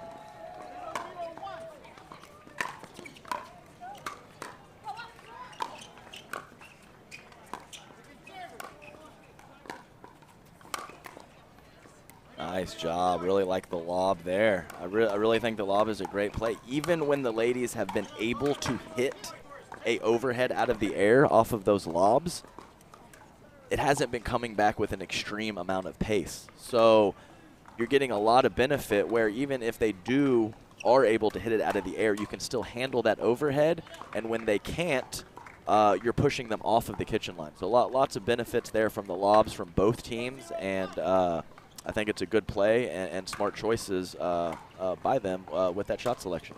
Yeah, I'm looking at the shadows right now, and it's almost that the sun is directly overhead, potentially just a little bit behind Thompson and Bernard. So Tanner and Cargis, like you said, even when the lob isn't that deep or they're expecting it, they're looking up into that sun, not able to put a good swing on it. But Thompson, I tell you what, she's stepped it up in game 2. Yeah, I agree. I believe that's been the difference. Obviously, a little combination of Thompson and Bernard playing better and Tanner and Cargis giving a couple freebies, which they absolutely did not do in game 1. So that's the perfect storm for Bernard and Thompson right now for this game 2 lead. And there we have game 2. Going to Thompson and Bernard, 11-3. We're going to take a quick break here and come back for game number 3 of this Senior Pro Women's match here at the Beer City Open in Grand Rapids, Michigan.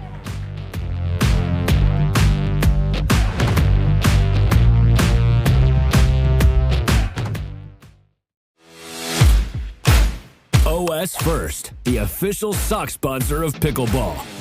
Stay in the game with OS First socks with purpose and compression bracing designed for comfort, injury prevention, and improved recovery.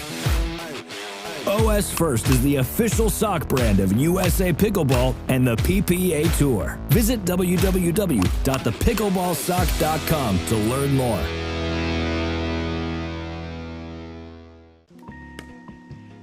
McClure's pickles are the official pickles of the kitchen.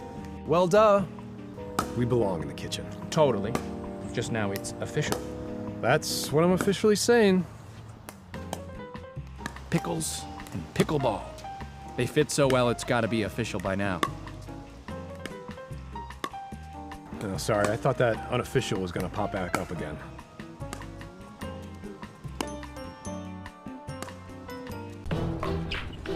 I will dig deep. I will crush this game. Athletes know nutrition drives performance. I will not slow down. Superior Lab supplements help you power up and recover faster. I will never surrender. Superior Labs is a proud sponsor of USA Pickleball. I've been on the road, out here with the squad. Everybody trying to go, yeah, the party jumping off. Hey, we putting on a show, trying to catch a vibe. We do this every time, like, na na na na na na na. This is where I wanna be, na na na. Never ever gonna leave, na na na. You ain't gonna get it from me, I'm like, na na na na na na na.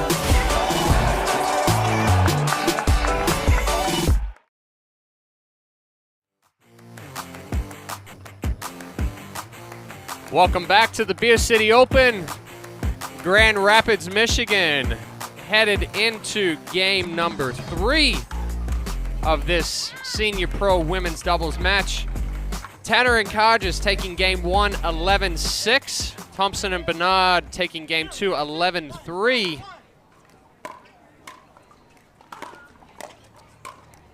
And a hot start there for Leslie Bernard, stepping in, driving that ball. Carges not able to block that ball back over.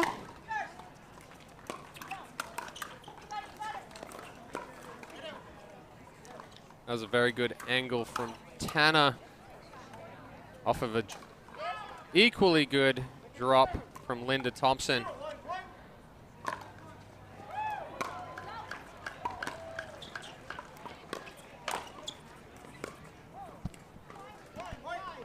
All right, I'm back, Chad. Did a little plug there for the Houston APP at the end of October. A 60K Tier 1 event, registration opening today.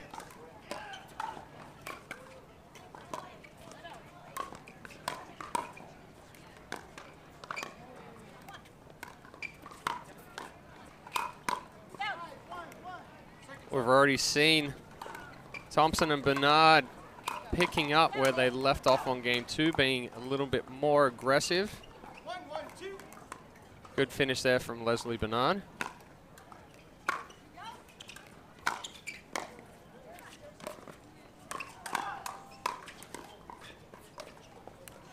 Nice job. I like the drive there from Tanner. Thompson, a little bit fortunate, I think, to neutralize that drive in transition. I was about to say, you know, that's one of the times where you get lucky and it comes off the edge guard and it's an even better shot than what you were originally going to hit. Exactly. Oh, nice job there from Carges with a little hold and roll on the backhand and able to crash back to the middle for the forehand put away. Not easy to do.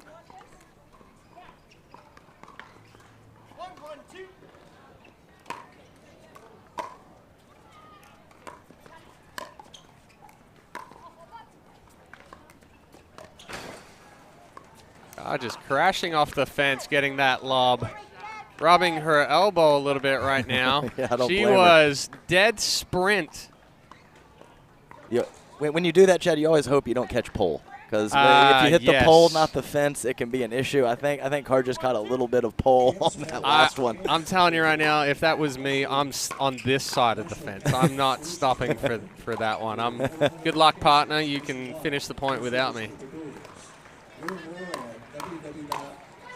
Oh, great eye there. She was locked and loaded. Leslie Bernard No, Linda Thompson locked and loaded on that counterattack, able to pull the paddle back and let it go out. Great job, great eye by her. Looking at this fence in front of us, it's hard to miss pole. We've got quite a few banners and signposts. Another beautiful lob. Oh, right on the line. What is happening? Oh, my God. She just threw it up. It landed on the baseline, and she did avoid the pole when she crashed into that fence. Chris, do you want us to put some padding right there for you? Chris needs some padding in the back, running into fences on back-to-back points.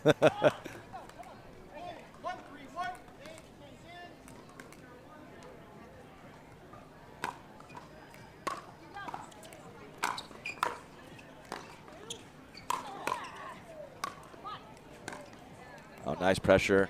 And nice job by Leslie Bernard. Kind of gave a jab step like she was going to cover for Linda Thompson, who was transitioning. And Tanner went behind her. Leslie Bernard held her spot, able to hit a great volley off of that drive. Bernard wants that one back. She read it well. Catching it just a little late, not able to get it over the net. For sure. She had it right where she wanted. She was a couple feet off the line, but still in great position to counter that. Net got in the way. Happens to the best of us.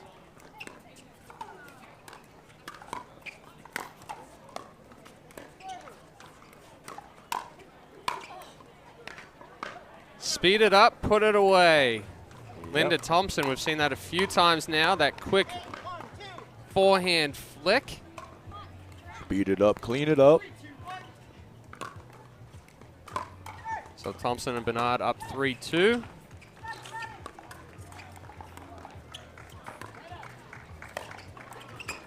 Oh, wow, great job by Cargis, who was in a good bit of trouble. Just gave it the little backhand flip right down at the feet of her opponents. Great response off of the lob from Cargis.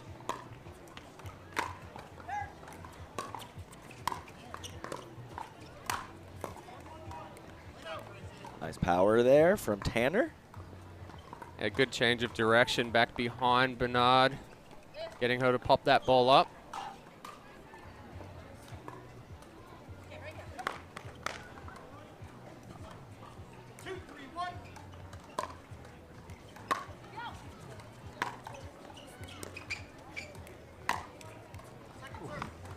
That was a pretty phenomenal drop from Tanner right there. I agree. The drop and the fourth shot were fantastic.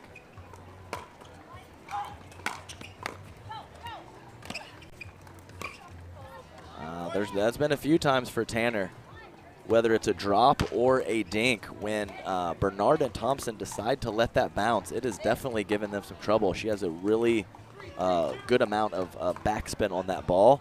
See if they can't take a few more out of the air and neutralize that.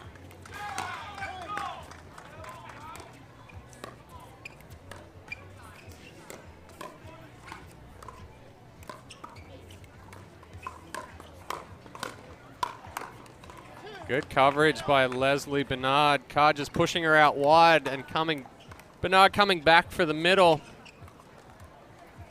Putting that ball hard into the body of Tracy Tanner.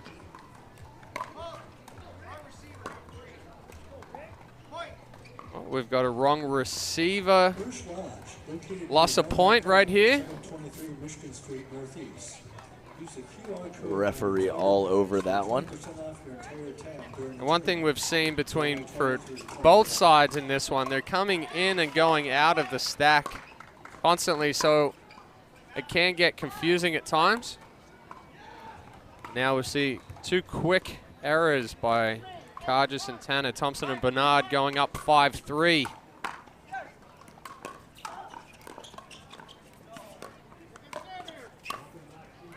Oh, she had it.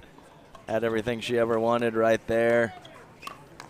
She was a little jammed up. I thought that ball was a little more off her body. She kind of got it a little too tight. Yeah, pancaked it a little bit. Exactly. Wrist laid back. Great second shot there from Eddie and Webby. Oh, a nice spot there. On the right side of the body, kind of hooked it from the middle of the court. Excellent shot by Linda Thompson. We're going to take a switch of ends. Yeah, I mean, Thompson and Bernard up 6-3. Chad, it was 3-3. A little bit of a mental mistake on the incorrect receiver, and then boom, boom, we're changing sides. How quickly things happen in this sport we play. Definitely, and we've talked about pickleball being a game of runs. You're never out of it. So Kargis and Tanner looking to bounce back from those quick mistakes.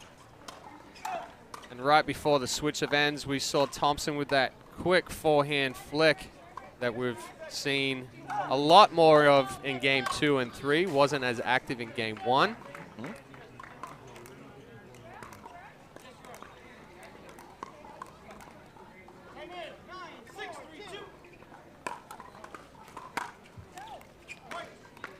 Nice deep serve from Leslie Bernard, pushing Tanner back into the fence.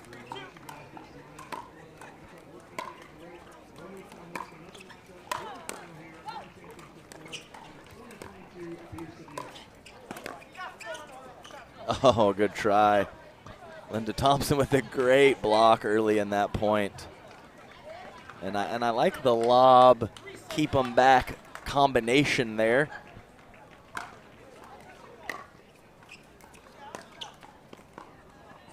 I actually thought that ball was going to go wide off of Linda Thompson's paddle. They're having Bernard and Thompson having a little smile at each other there. Tanner unfortunately missing it into the net.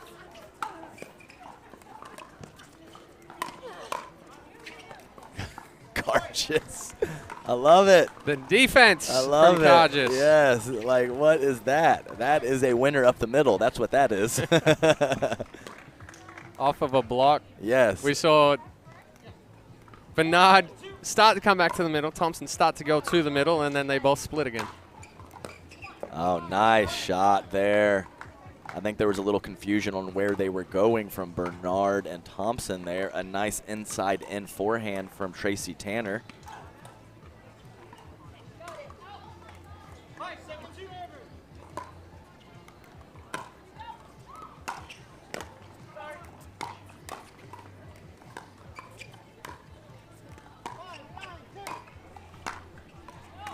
Oh, goodness gracious. Getting some love from the net. That's too bad there. So Tanner and Kargis picking up some quick points here. Now 6-7.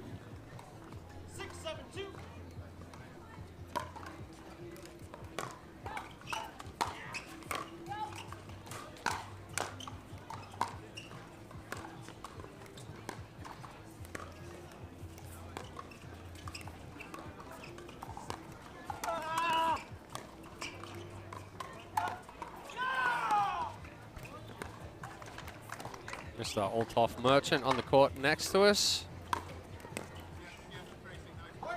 Nice job by Tracy Tanner there. Kind of controlling the kitchen dink rally, finding a little gap to push speed up the middle, and was successful with it. This is a good timeout from Thompson and Bernard. We were all tied at 3. Thompson and Bernard going ahead 7-3. Now we're back tied at 7-7 here in game 3. Chad, you mentioned that Althoff Merchant playing next to us, and he doesn't necessarily have to be on the court next to us for us to hear him. I think we could hear him from any court in this facility. He's very, very passionate about the game. He is. Certainly gets himself fired up. Yeah, no lack of energy from that man. Win or lose. So Thompson and Bernard looking to clean things up a little bit here after the timeout. Kargis and Tanner looking to keep on this quick run. That's right. So are we going to have another? Are they going to continue this run, or are we going to have Bernard and Thompson stop it and start one of their own? We will see. Good deep return from Bernard.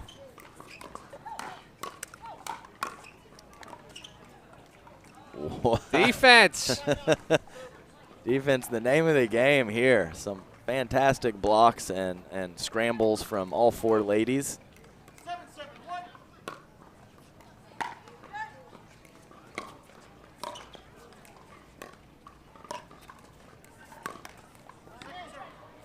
She wants that one back. She's been hitting that one very well as we continue through this game 3.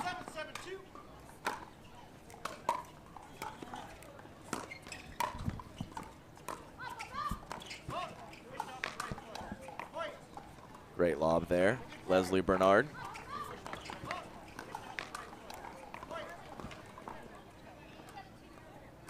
Sorry, we got pulled out of the booth there for just a second. We're back.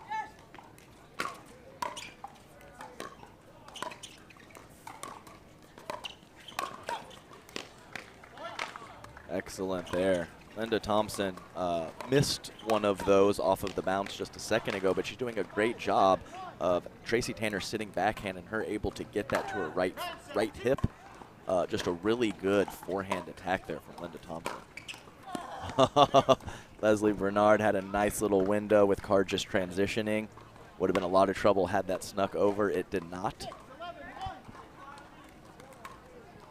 So Thompson and Bernard getting 2 back.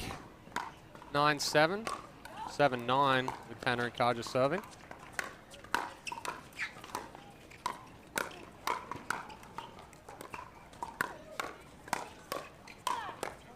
Nice job there. Carr just fired up after that brief exchange, able to get that last ball down at the feet after some good hands from all ladies.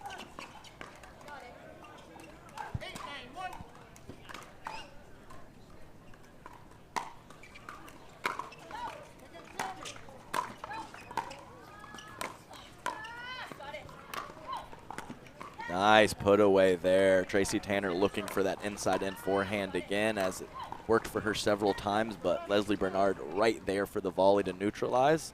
Thompson with a nice inside-out put away. And we got the ball back. 8-9-2.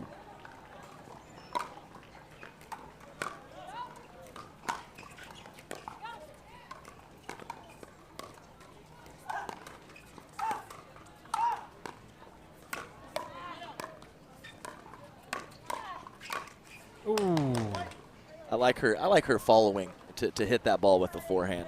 100%. Just bringing it down. That motion there, almost like you're trying to slam dunk the ball instead of, you've talked about it before, you love the loose arm. Staying loose and hitting through the court on that one.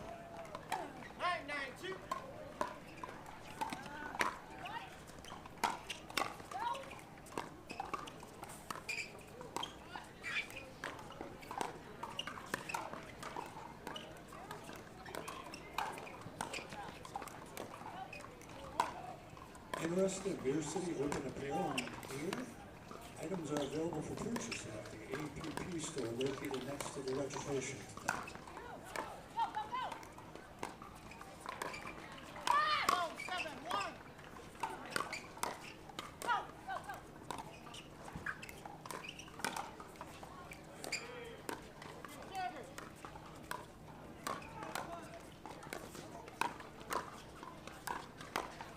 Oh, what a point. I'm going to give a slight round of applause there. Fantastic point. That's one of those points. What's the score? What are we doing? Where are we supposed to be after that point? Yeah, they just take a timeout. Smart move there. Everything was thrown out there on that one. Bernard with a couple of nice lobs. Carr just going up and getting them, and then Tanner and Thompson exchanging spin. So now we're on another little run. Yeah, this Thompson and Bernard went up 9-7. Now Tanner and Cargis up 10-9 with potential match point. Yeah, and I think the key to that point there, those first 2 lobs by Bernard and Thompson were fantastic lobs. Both ladies were at full extension, able to get a paddle on those, but once they were back, they were able to work their way back forward to the kitchen line in 3 or 4 shots. So to be pushed back twice and be able to get back forward when your opponents are on offense. Kudos to them. They deserved that point very much.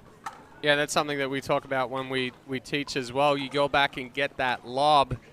It now turns back into a transition, just like you've hit a third shot Exactly. again. And we have a match point right here, Chad.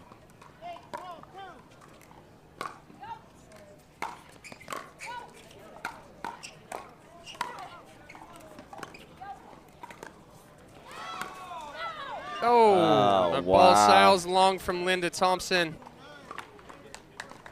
Tanner and Carges taking this one 11-9. And a little back and forth battle all throughout this match. We're going to take a quick break here, and we'll be back with post-game interviews from the Beer City Open in Grand Rapids, Michigan.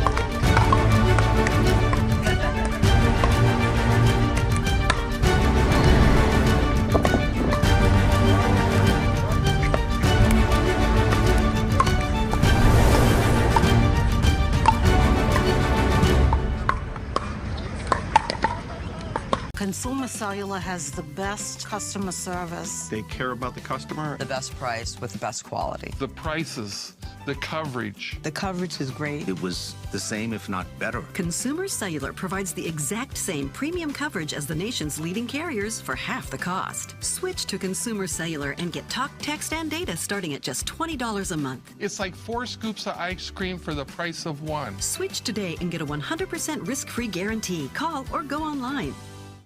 Revlin Sports, where a passion for pickleball, performance on the court, and the preservation of our planet come together.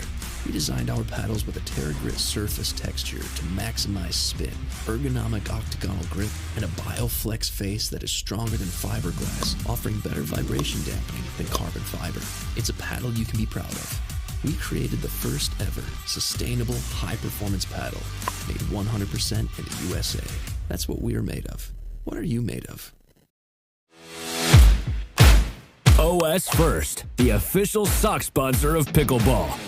Stay in the game with OS First socks with purpose and compression bracing designed for comfort, injury prevention, and improved recovery. OS First is the official sock brand of USA Pickleball and the PPA Tour. Visit www.thepickleballsock.com to learn more.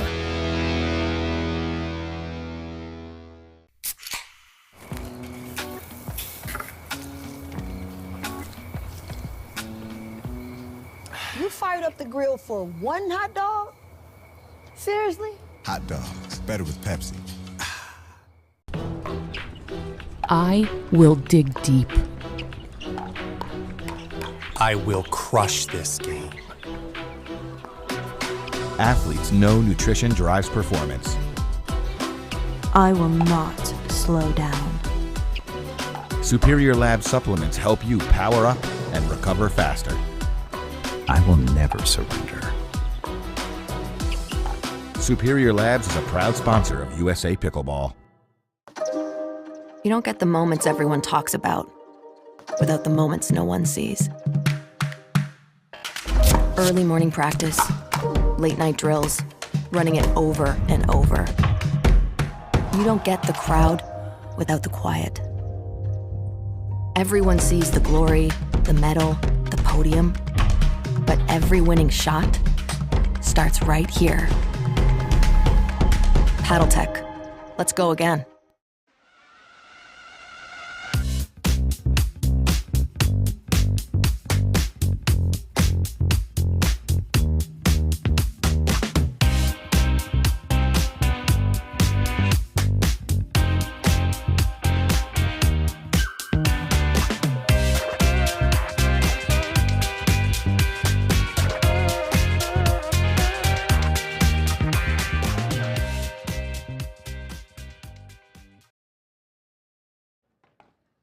Welcome back to the Beer City Open. I'm here with Tracy Tanner and Chris Cargis, our victors from the last women's senior pro match. So, Tracy, I heard that on match point, you weren't even aware that you guys had won.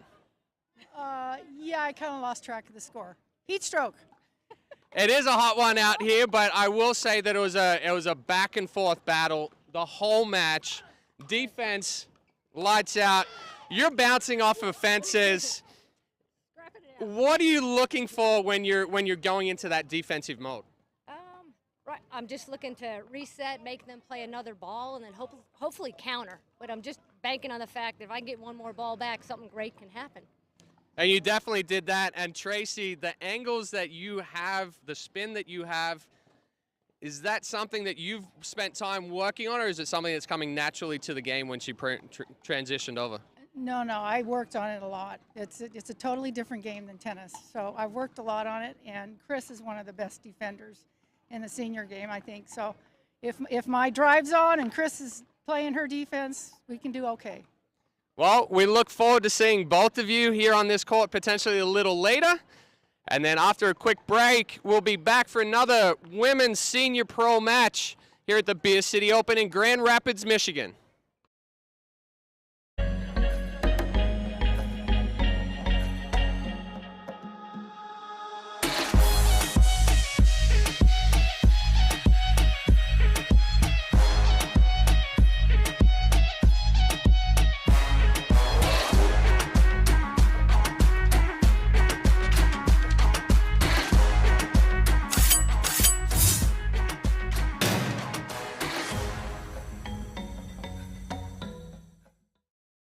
Priorities shift from chasing time to chasing sunsets, from family trips to backyard adventures.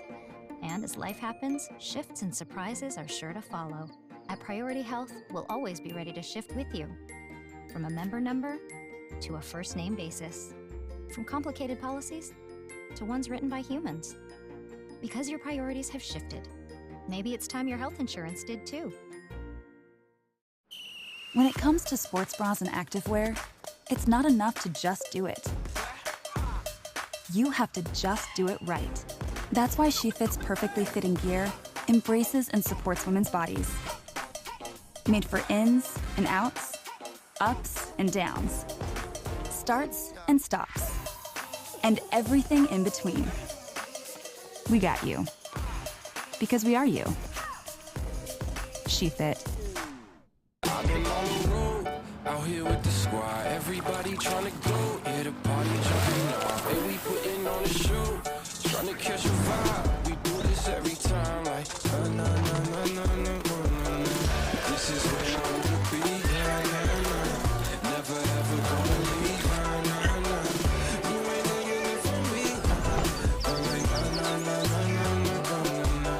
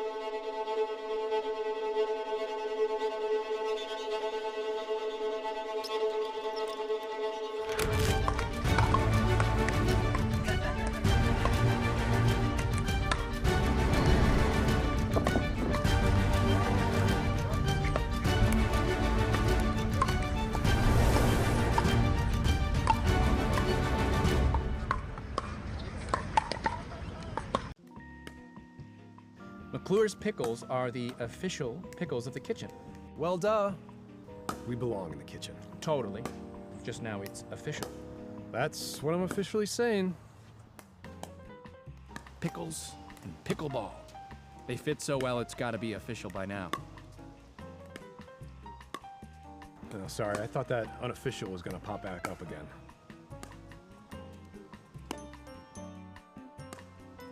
Consumer Cellular has the best customer service. They care about the customer. The best price with the best quality. The prices, the coverage. The coverage is great. It was the same, if not better. Consumer Cellular provides the exact same premium coverage as the nation's leading carriers for half the cost. Switch to Consumer Cellular and get talk, text, and data starting at just $20 a month. It's like 4 scoops of ice cream for the price of 1. Switch today and get a 100% risk-free guarantee. Call or go online. This is gorgeous. Welcome back to the Beer City Open at Grand Rapids, Michigan. Scenic view of the Grand River in downtown Grand Rapids. We're back for another women's doubles senior pro mixed. Sorry, match. I'm getting confused because we saw these two ladies in our mixed senior pro yesterday. Back here for a quarterfinal of the women's senior pro. Yeah, Chad, we got a little ahead of ourselves that last round. That was also a quarter. We had the men's. The men's was the winner bracket final. Men's was the winner's bracket final. So that's what threw us off a little bit. So we have another quarter here. Our previous team advancing to the semifinals, and the winner of this match will also advance to the semifinals. So we've got Karina De Vera and Jen Lissandro. We got the breakdown of how to say Jen's name between matches, and actually the sister of Chris Cargis. Yeah, so just she even turned around to make sure I said that one correctly. Yeah, I know. She's on us, man. Wow, I guess my voice carries a little bit. So yeah, so another little fun fact from the broadcast team here. Sisters with our previous match winner, Cargis and Lissandro out of Rockford, Illinois. Karina De Vera from Ohio. We actually did a camp with her a few days ago. Nice player and nice teacher. And then we have Beth Bellamy and Anna Shirley, their opponents, in the white and pink. Beth Bellamy winning the senior pro mixed doubles yesterday with Mr. Rick Witskin. A very extensive tennis background for Beth. And we saw Anna Shirley earlier in the day with Mr. Dan Granot. So we're looking to get started here. So we got two fresh faces here, though, Chad. Anna Shirley to start. Yeah, it's always good to see fresh faces out here. It makes it easier when you're not interviewing the same people over and over again. Hey, but obviously they want to be interviewed.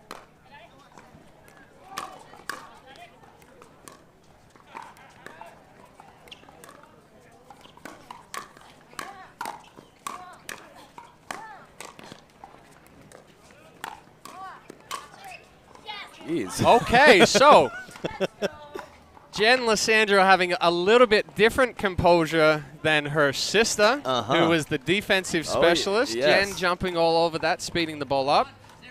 Beth Bellamy doing an excellent job switching between hard and fast, locking that ball back and then speeding it up.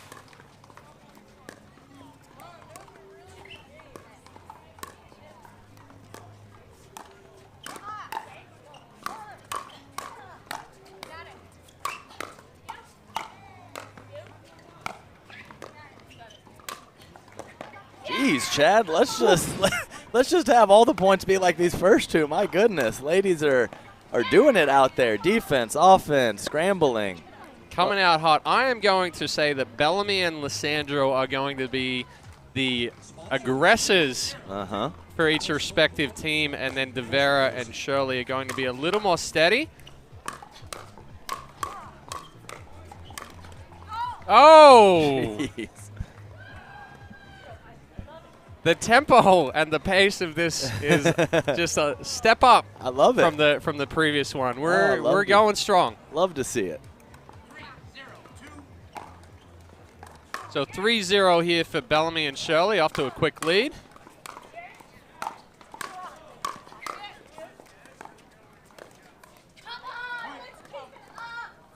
Shirley fired up from point one. Let's A big go. come on, let's keep it up. Let's go, Chad. Come on. Pushing it forward. Players energizing me in the booth here. I'm getting fired up. This is exciting stuff. Smart timeout here from De Vera and Lissandro. Bellamy and Shirley up 4-0, and they have come out to play. I mean, I think Corinna made one dink mistake that she'd like to have back, but they didn't really lose many of those first few points. They were very much earned by Bellamy and Shirley. So good stuff early on. Hope this continues throughout the entirety of this match. Yeah, Bellamy getting a friendly net roll off of one of the balls that she sped up, and then a pressured ball popping up. So we may be in for another back and forth match like the one that we just saw previously. Yeah, I think Lissandro had 20 balls already that she swung as hard as she can, and they all came back. It's unbelievable.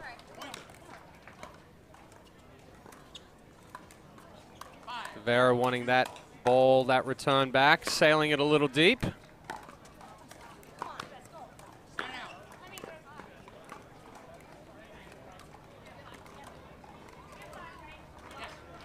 So De Vera and Lissandro getting a chance to serve here at 0-5.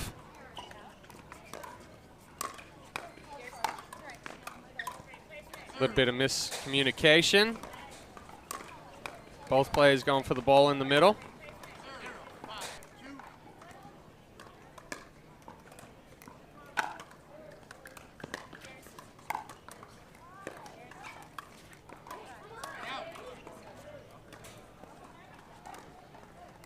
Anna Shirley might be the most positive person on the court that I have seen in quite a while. Let's just go with that. Quite a while.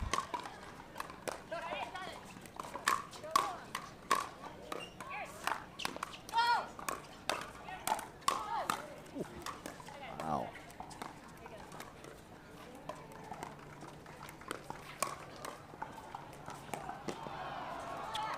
Oh, the lob from Shirley. Outreached arm. Karina doing an excellent job getting that ball cross court. And Jen Lissandro just not able to get up to get that ball.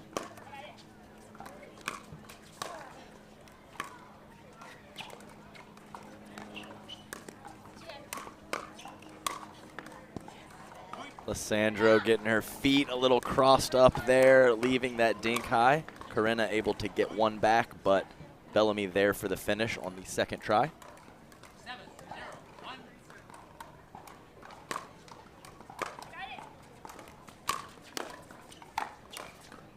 Attention please, is a Toyota Tundra, blackish gray, license plate. And we see Anna Shirley getting fired up again. Yes, and let's big come on. Let's keep it up. Let's go. You got this. I like it. I do too. Excellent put away from her. And off to a rocketing start at 8-0.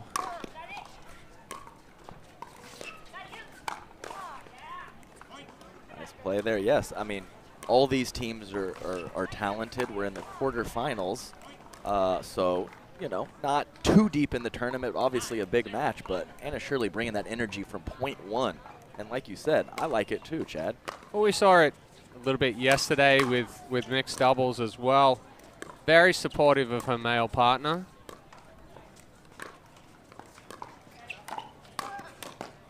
Wow, nice block. Wow, I mean, what do they have to do right now? I mean, I think they're playing quality points. They just can't get one to fall. That's a block off of a blistering forehand. Yeah, I mean, throw a dink and then throw up a lob. And the second time out here on potential game 1 point. Yeah, I just don't know what to say about some. I mean, these De Vera and Lissandro just in control of several of these points and not hitting bad shots or not making too many mistakes. And you just gotta tip your cap to Bellamy and Shirley right now because they are the defense and the offense. It's all working.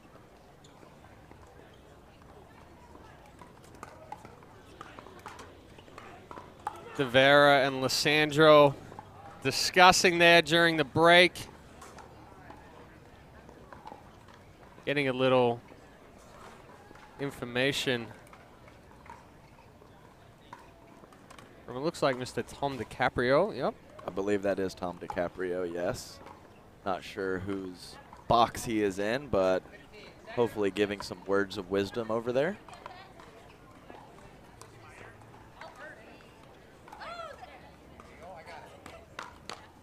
Oh, we had a bug on the court. But as you see with this intensity from Shirley, it's very much to herself and to her partner. Yes. Not at her opponents. It's all positive, and like we mentioned, I'm all for it when that's the type of energy that you're bringing.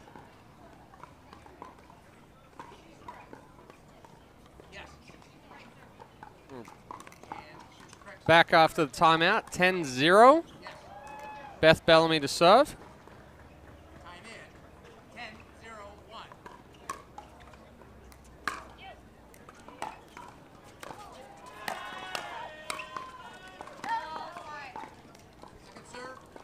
Finally, a miss from Bellamy off of a good aggressive shot from Lissandro. Second game point.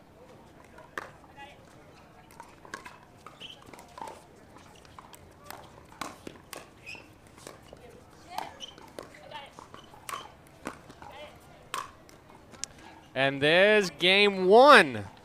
Bellamy and Shirley taking this 11-0.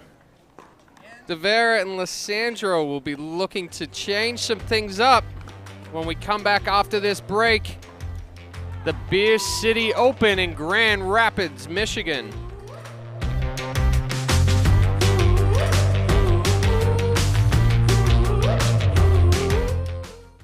Consumer Cellular has the best customer service. They care about the customer. The best price with the best quality. The prices, the coverage. The coverage is great. It was the same, if not better. Consumer Cellular provides the exact same premium coverage as the nation's leading carriers for half the cost. Switch to Consumer Cellular and get talk, text, and data starting at just $20 a month. It's like 4 scoops of ice cream for the price of 1. Switch today and get a 100% risk-free guarantee. Call or go online.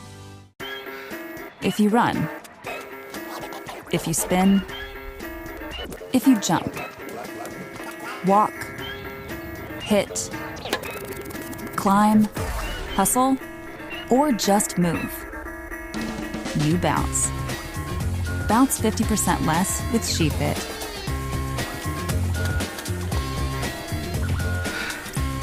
We got you, because we are you.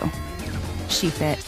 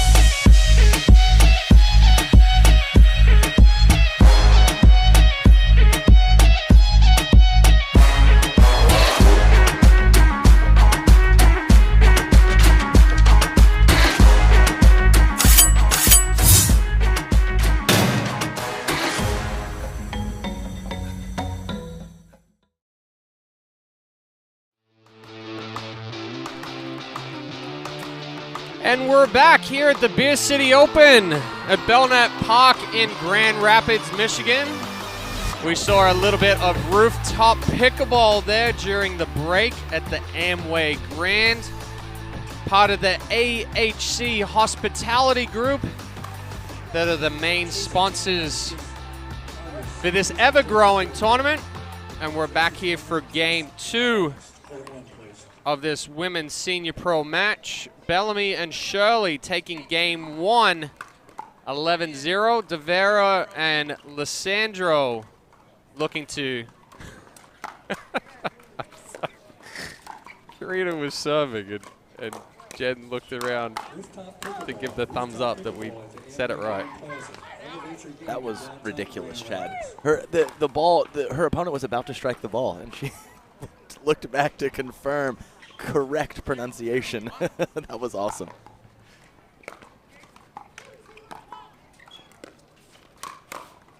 Oh, nice block.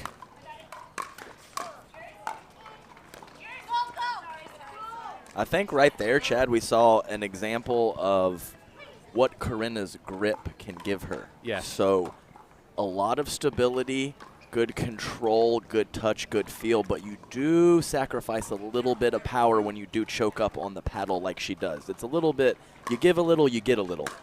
Yeah, she certainly does hold the paddle a lot higher than most players.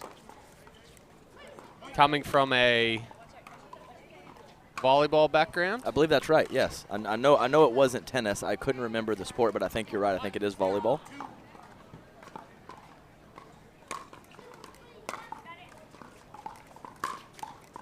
Yeah, so I usually when I'm teaching, I don't necessarily, if someone really likes to hold a paddle a certain way, I don't really care too much. I just like to tell them what they're gaining and what they're losing by their grip, and they can make that choice themselves. Serve sailing just a little long for De Vera.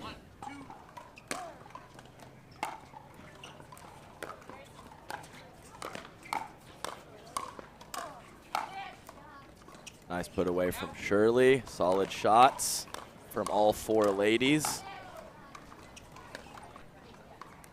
So a little difficult there from Lissandro, speeding that ball up cross court. Typically, the person that loses that exchange is usually your partner that's directly in front of the person you're speeding up. Bellamy there with a nice drop, catching Corinna unwinding the stack.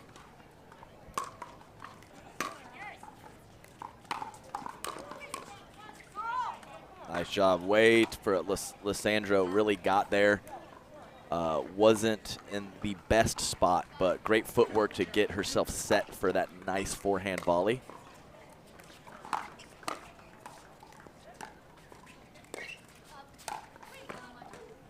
Tough break there. It was going to be a solid drop either way, but the kiss off the tape made it almost impossible for Corinna to handle.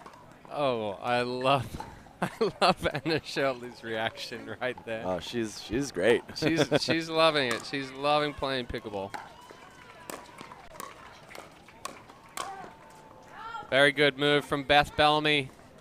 Just tiptoeing along the kitchen line back and forth, really applying the pressure. Absolutely. The ability to apply that pressure and then let that ball go when it's sailing out. It's just a lovely combination. Not easy to do by any means.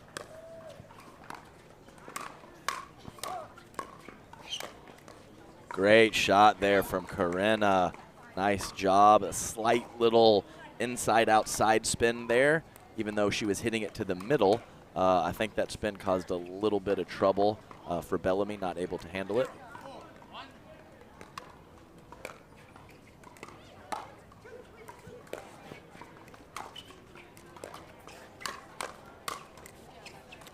Just too strong from Beth Bellamy.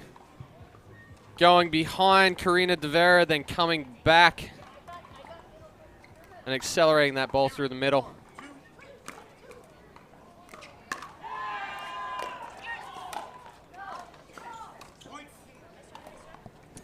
I was actually waiting for that to happen because I noticed a little bit yesterday. Anna Shirley is the most positive person with everybody else, but very hard on herself.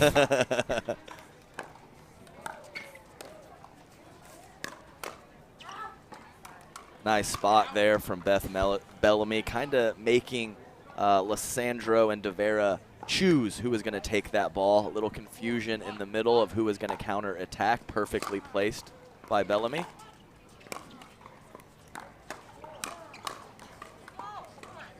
Nice shot from Lissandro there. I want to give a shout out to Beth Bellamy one more time because that's an impressive tennis resume. We'll talk about it right after this point.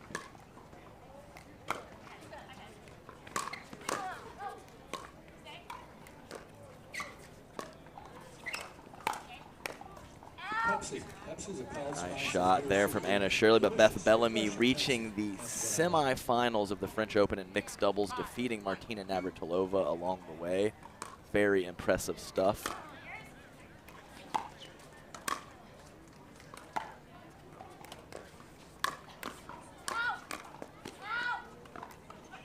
Nice extension there, using her length from Bellamy, taking those attacks well into the kitchen, taking time away from her opponents and reaping the benefits there. Excellent job. We got our first time out of game 2. Bellamy and Shirley up 6-1. And absolutely, Bellamy is doing a fantastic job of using her height, using her reach, taking those balls early. Rather than trying to get too big with them, she recognizes that she has enough power from that compact swing to be able to keep her opponents back on their heels. Yeah. What do De Vera and Lissandro have to do to try to stop this roll? No, that's a great question, Chad, and I'm not sure I have the perfect answer, but just something to get them out of rhythm. It could be changing their eye level, maybe changing some spins, but right now, as we mentioned a couple times, it's not just the offense and the put-away power of Bellamy and Shirley right now. It's also the defense and the ability to get a couple more balls back. So you just have to kind of power through if you're DeVero and Lissandra here and do your best to get them out of some form of rhythm, because you know, sometimes when it rains, it pours. I mean, I show up to the court someday I can't make a ball, someday I can't miss a ball. So they're hot right now. Do whatever they can to get them out of rhythm. And we mentioned it before on the broadcast, things can change quickly. So hopefully they can get something going in the second half of this game too. So we're back at 6-1-2.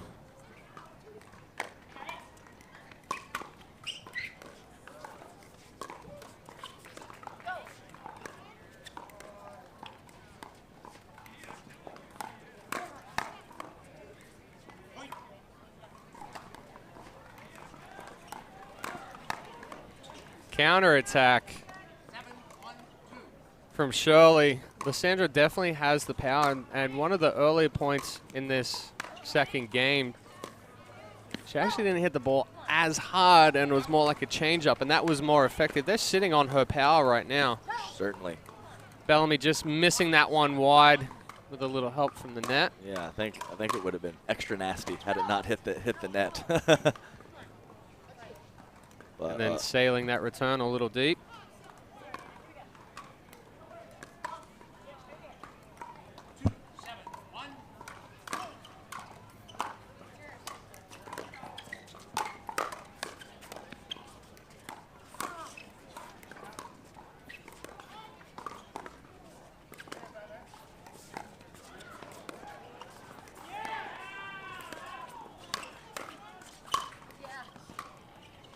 Nice patient rally there. Corinna De Vera crashing back to the middle a little bit, thinking her dink was high. The response was pushed behind her, got her off balance a little bit and created a pop-up. Yeah, I think what got De Vera into trouble in that point there was she went to the same spot to Shirley a couple of times in a row, and Shirley ended up staying there and just running around the backhand. Oh, that landed right on the line. The old clean lob winner. I'm a big fan of that shot. You don't see it too frequently.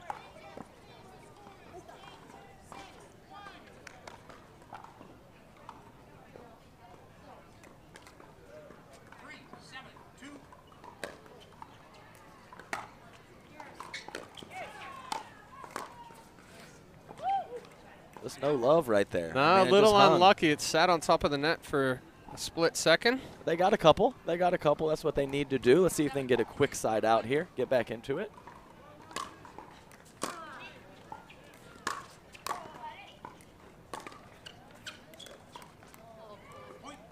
Kind of forcing Corinna De Vera to choose volley or bounce with that drop.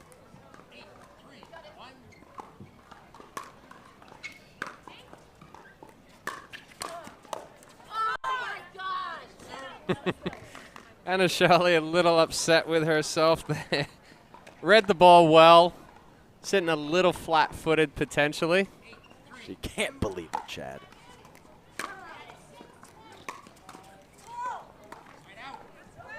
All right. Couple of quick mistakes. Yeah, they only gave up one there, so it's go time.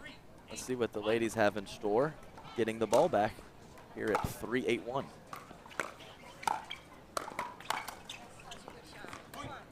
Little forward pressure there from Corinna De Vera. Able to put Anna Shirley in an awkward spot. Oh, we have a miss here, and all of a sudden 5-8, Chad. Yeah, that one's sailing just a little wide. We saw it in the previous game. The previous match, I should say, of runs. Too much pressure there. Bellamy imposing her will. Almost ran into her partner on the first one, and the subsequent 2 or 3 shots. Lots of pressure, lots of power, rewarded with the point.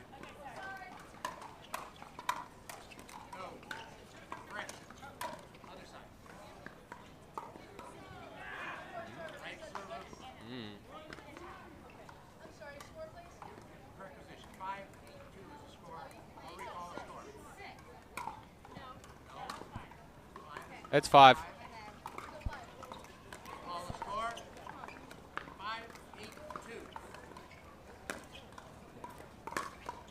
Just double checking the score there from De Vera and Lissandro.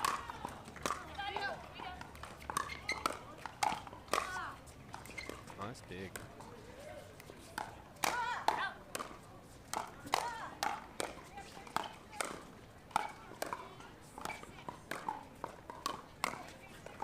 Wow. Nice job. A unbelievable dig, as you mentioned in the middle of that point, Chad, from Lissandro. And the ladies kept their foot on the gas. A little exchange at the end.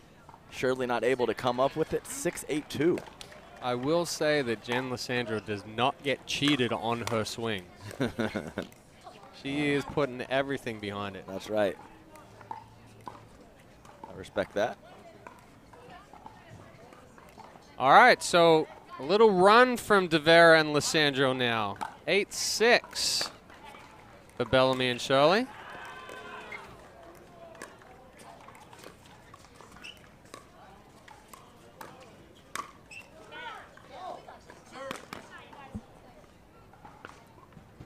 Good low ball from Lissandro. Bellamy trying to reach in.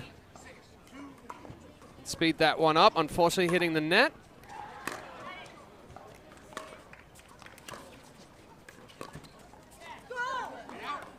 All right, another quick side out without any damage done. Serving at 6-8-1 here, in a good spot to shrink the lead by 1 or possibly tie it up here.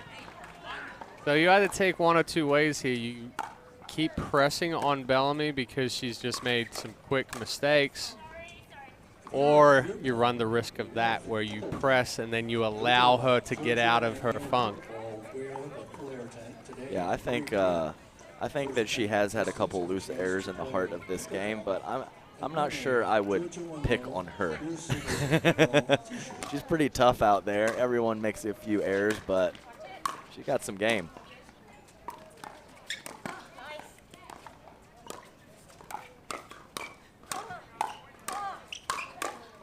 Wow, nice exchange, nice digs there. Quality points here from the ladies. Some really good stuff. Both Shirley and Bellamy really staying compact in those quick exchanges. And then Bellamy just too strong on that last one. Again, seeing her come in, moving well, closing the middle, finishing with that big forehand.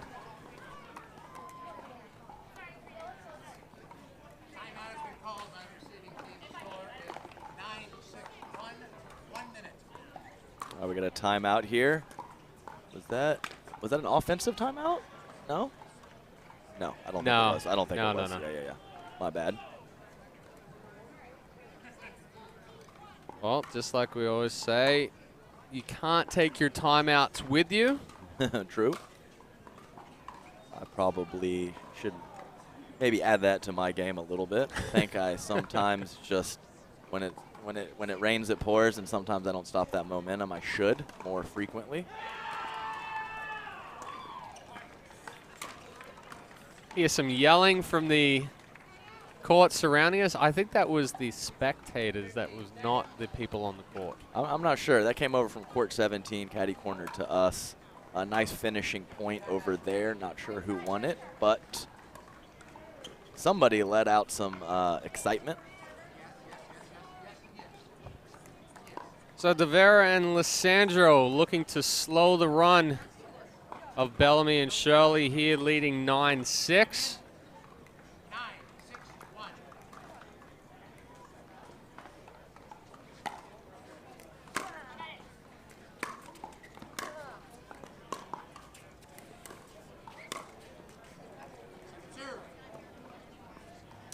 Well, you know, that when you're aggressive and you're putting a lot of pressure, that's just going to happen sometimes. So don't hate to see it there from Bellamy. Just part of the deal when you're an aggressive player.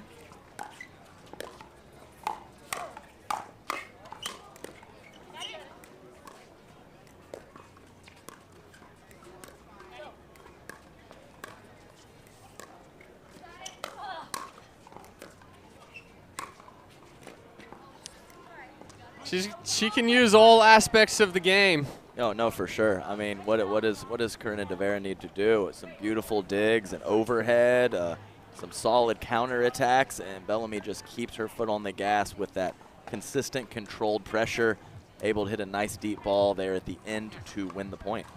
Match point, Chad. So yeah, we've got our first match point, Bellamy and Shirley at 10-6-1.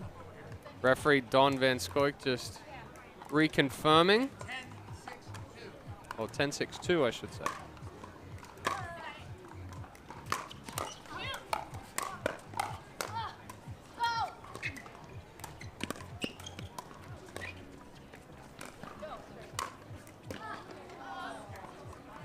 Well, it was a valiant try by Karina Devera to try to track down that last one. Jen Lissandro looking like she injured herself going for that ball out wide. But Bellamy and Shirley just too strong and taking this one 11-0, 11-6.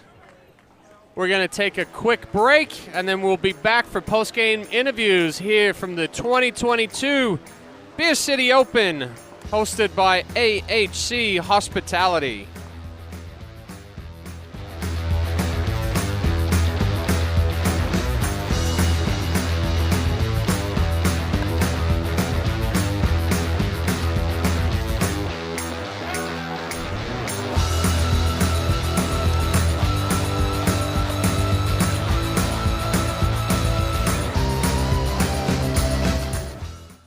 Consumer Cellular has the best customer service. They care about the customer. The best price with the best quality. The prices, the coverage. The coverage is great. It was the same, if not better. Consumer Cellular provides the exact same premium coverage as the nation's leading carriers for half the cost. Switch to Consumer Cellular and get talk, text, and data starting at just $20 a month. It's like 4 scoops of ice cream for the price of 1. Switch today and get a 100% risk-free guarantee. Call or go online. Elders, Helpers, and Engaged Pickleball love the fun we have and the friends we make playing and teaching this great game of pickleball. We proudly sponsor the Beer City Open, an APP event in Grand Rapids, Michigan. We welcome all participants and spectators. At Elders, Helpers, we say, live on your own with a helper in your home.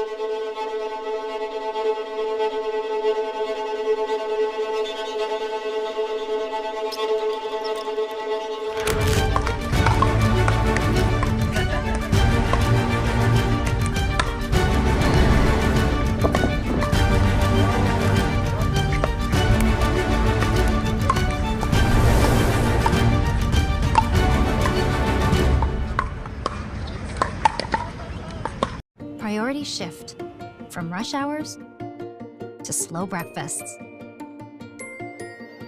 From busy schedules to scheduled downtime. And as life happens, shifts and surprises are sure to follow. At Priority Health, we'll always be ready to shift with you, from complicated policies to ones written by humans. From a plan for one to a plan for three. Because your priorities have shifted, maybe it's time your health insurance did too. I will dig deep. I will crush this game. Athletes know nutrition drives performance. I will not slow down. Superior Lab supplements help you power up and recover faster. I will never surrender. Superior Labs is a proud sponsor of USA Pickleball. Brewing is both traditional and dynamic. That's the idea behind 5910 IPA, a classic IPA with a modern twist. And the name, 5910, is a nod to where brewing magic happens. Cheers to 5910, home of liquid craftsmanship.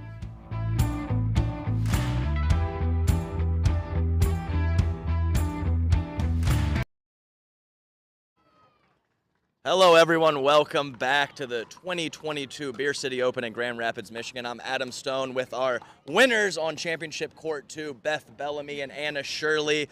Fantastic job out there, ladies. I honestly don't think your opponents played poorly in that first game, but you guys really came out hot. Often after that happens, Beth, you have a little dip or your opponents play a little bit better, and that's what happened in Game 2. What did you do at the end of Game 2 to really solidify that win for your team? Well, they came up with some really good shots in the second game especially, and we just tried to focus and go back to our original game plan and just, not make mistakes and get the job done. Absolutely, and you not only did you not make mistakes, I think you took your opportunities to be offensive as well, and that combination, as we know, is deadly. So Anna Shirley, we were very impressed in the booth with your intensity and your energy from point one. Tell me a little something about that, and how does that positive energy help you and your partner in these tough matches? Well, before the match, I told Beth I'm very, very nervous. And I didn't want to tighten up, and I wanted to get that first point, and it helps me to loosen up and not to be so nervous if I just let it go and say, yeah! It helps so much. So I do that, and then it releases the tension, and then I am just ready to go and take anything that comes my way. All right, well, consider the tension released, because unbelievable display of offense and defense out there, ladies. Great job moving forward. We look forward to seeing you back on this court a little bit later today. Congratulations again. Thank you so much.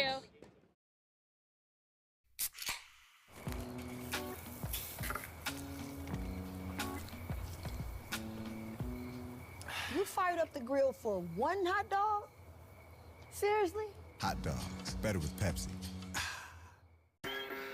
If you run, if you spin, if you jump, walk, hit, climb, hustle, or just move, you bounce.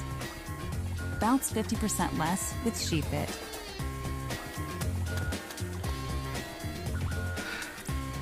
We got you, because we are you. SheFit. Revlon Sports, where a passion for pickleball, performance on the court, and the preservation of our planet come together.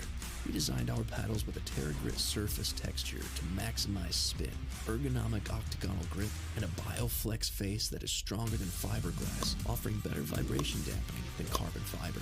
It's a paddle you can be proud of. We created the first ever sustainable high-performance paddle, made 100% in the USA. That's what we are made of. What are you made of? OS First, the official sock sponsor of pickleball. Stay in the game with OS First socks with purpose and compression bracing designed for comfort, injury prevention, and improved recovery. OS First is the official sock brand of USA Pickleball and the PPA Tour. Visit www.thepickleballsock.com to learn more. I've been on the road, out here with the squad. Every everybody trying to go. Yeah, the party jumping off. Hey, we putting on a show.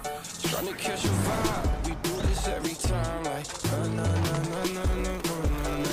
This is where I wanna be. Na na na. Never ever gonna leave. Na na na. You ain't gonna get it from me. I'm like, na na na na na na na.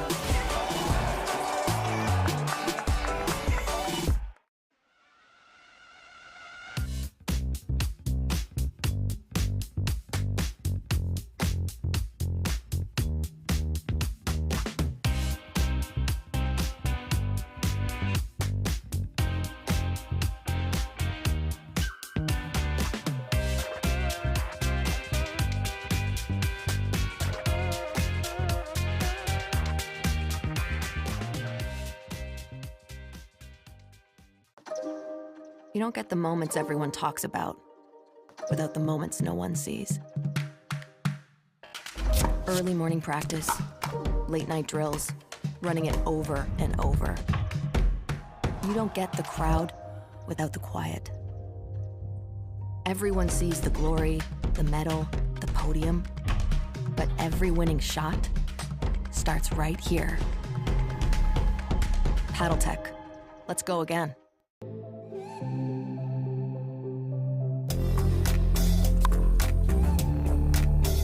Hiya, my name is Stacy Townsend, and let's learn to play better pickleball with Pickler and USA Pickleball.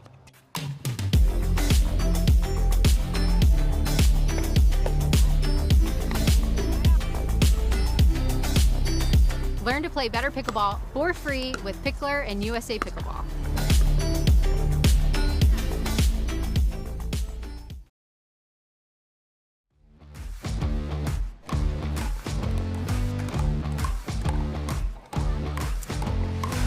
Welcome back to the Beer City Open, Belknap Park, Grand Rapids, Michigan, part of the USA Pickleball National Championship Series.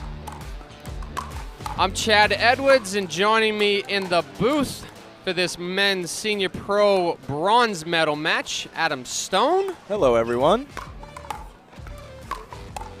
So we saw Mircea Murario and John Sperling earlier against Weinbach and Gingrich. Now we've got them taking on Rick Witskin and Scott Crandall. I believe Scott Crandall is the only player we have not seen on court CC2 over the past day and a half. That is correct. Witskin teaming up with Beth Bellamy to take the senior pro mixed doubles gold yesterday. So Scott Crandall, a lefty, kind of known as a little bit more of a shot maker. He is an athletic senior pro. He can do some earnying and has some quick hands and some good put away power off that left side. He was formerly a Electrum team pro. Is that an Electrum he's playing with, Chad? I don't know. I don't know what that paddle. I was just checking that out. I'm not too sure what that paddle is. I have no idea what that is. We'll have to maybe get a little inside info and check that out.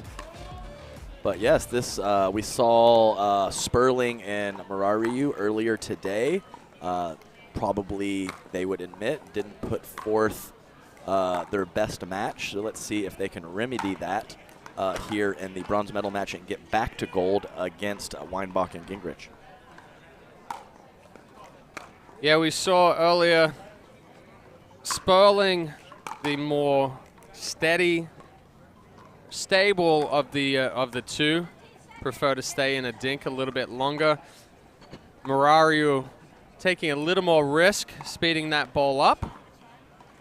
And it'll be interesting to see with Crandall and Witskin both having phenomenal hands and very adept at counterattacking, whether Murariu is going to take those same risks as he did earlier, or whether they're going to look at spreading the ball around a little bit more. Yeah, I honestly am not really sure exactly which route they're going to go, so it will be interesting to see what path they take, at least early on in this match. So it looks like Crandall's using an Omega paddle. The Evolution Pro. I'm not too sure I'm familiar with that paddle at all. I am not either, Chad, so that's a little interesting development. And we are about to get underway. It is game time, folks. So Crandall to serve.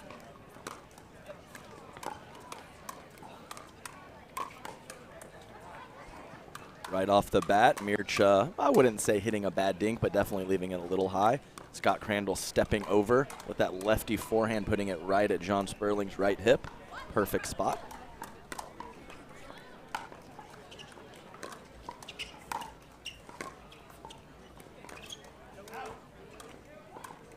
Just a little wide from Murariu.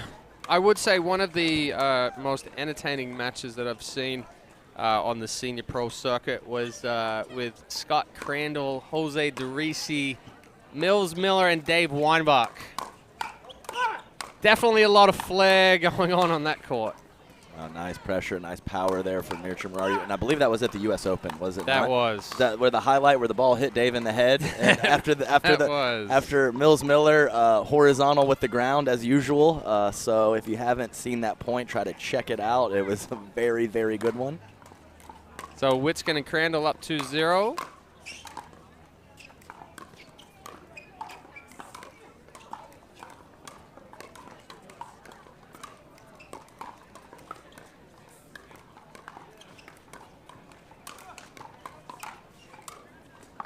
Very calm and composed from John Sperling. I was actually watching him walk up from the baseline, like quite literally just strolling. No, he's just strolling. He's just strolling. It's so funny when you see those. I have pretty intense footwork. I need it so much. To see someone so casual and so good is just a little foreign to me.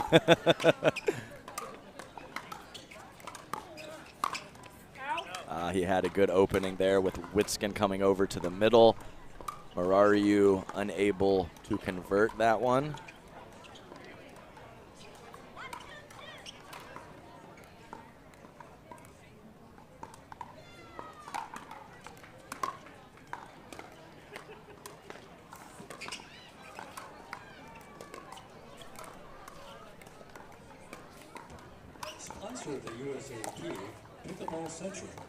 Looking for a little poke attack there from Sperling. Unable to convert, probably a little bit too low. Probably just dink that one back, wait for another opportunity. Yeah, and it looked like he just popped up a little too soon. That's almost the kiss of death when you're trying to reach down for a ball that low. That one a little higher, and he knew exactly what to do with it. Definitely want to mention that John Sperling plays with one of the heavier paddles of any pro or senior pro. My buddy Pat Smith calls it a Thor's hammer. Playing at about 10 or 11 ounces. I got up to 10.5 there at one point. I didn't have an elbow left after it, but I believe it.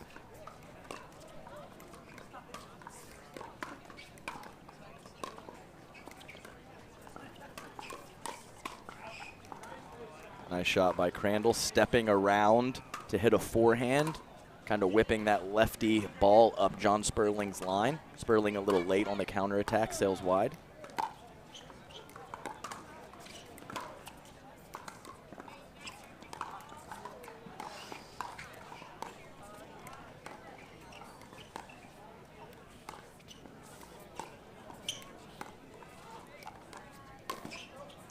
ooh, that was the shot making that you were talking about earlier. Yeah, we haven't seen too many of those. I was wondering who was gonna break that cross-court pattern. We had 5 or 6 dinks from each player.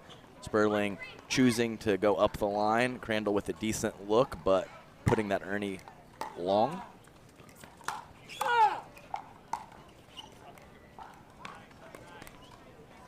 Sperling trying to give it a little extra oomph there with the jump. Maybe distracted by the delayed Witskin grunt.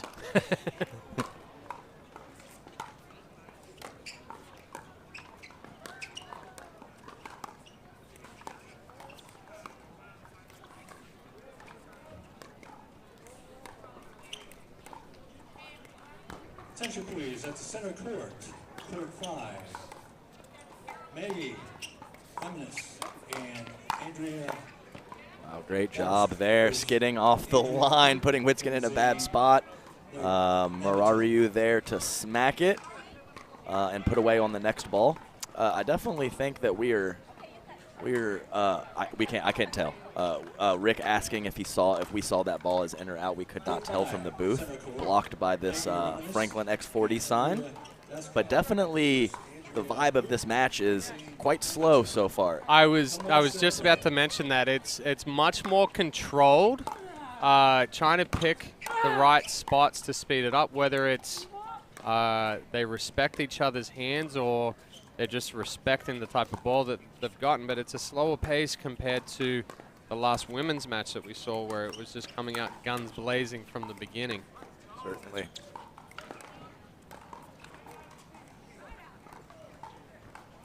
There may be some tentativeness there of not wanting to make the mistake. Yeah, I certainly can't label anyone on this court as attackable. So I have no doubt a little bit of respect of the hands is at play. And as you mentioned, Shad, that combined with some rock-solid dinking just leads to a more conservative game. We'll see if that continues or possibly changes moving forward. And Mike Obiscotti for court 8. Shot by Crandall. Second ball for Mickey and Mike Obiscotti. Yeah, really nice reach in. For court 8. Adding that top spin, bringing the ball down just inside the baseline. Crandall and Witskin up 4-2. Nice casual leave there by John. Initial attack was pretty solid, but you see it right there. I think maybe the first couple points, Marariu might have dinked that ball, but he went for it on that one. We'll see. I really expect that to continue, especially if that ball bounces up kind of around his hip or waist level. He's going to look to pull a lot of triggers in that situation. Triggles and triggers on mine. Triggles?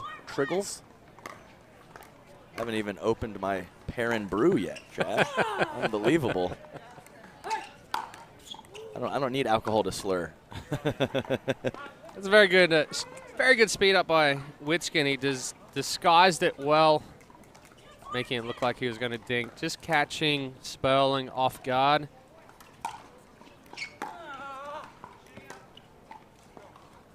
I'm not sure about the bounce there. John looking down like it came off a little funky. Could have been the spin of the shot or just a bad bounce. It does happen.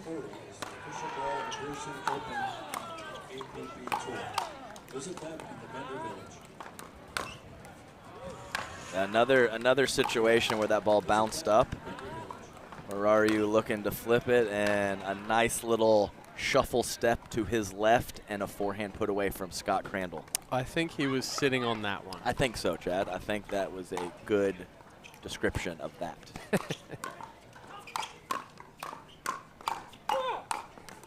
There's that power there. Basically the difference in that is we had Witskin and Crandall 3 or 4 feet off the line, Marariu and Sperling right on the line, and that was the difference in that point.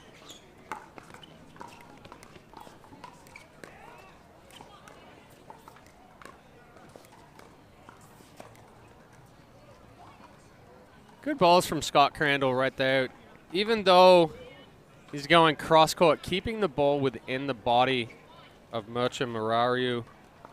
Kind of handcuffed him a little bit on that last one, not enabling him to get too extended or to get that extension.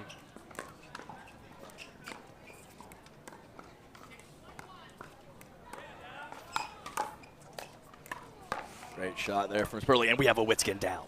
We Man have down. a Witskin down. It was somewhat ungraceful from the big man. Uh-huh. The changeup got him.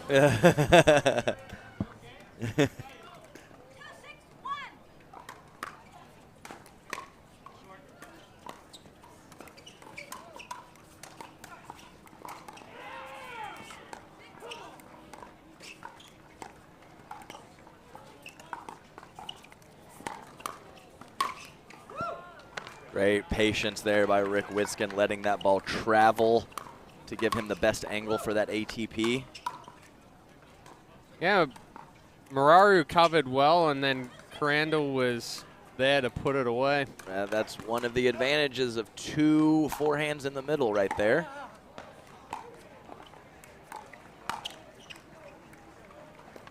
That was the fastest that I've seen John Sperling move this game, and he overran the ball.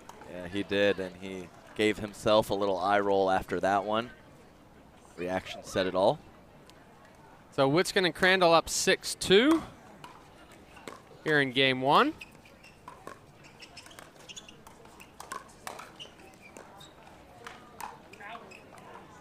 Nice cover there for Mararu in the middle with the Crandall speed up. Crandall able to get that block back over, and Sperling going for the offense. A little too aggressive on pushing that ball long.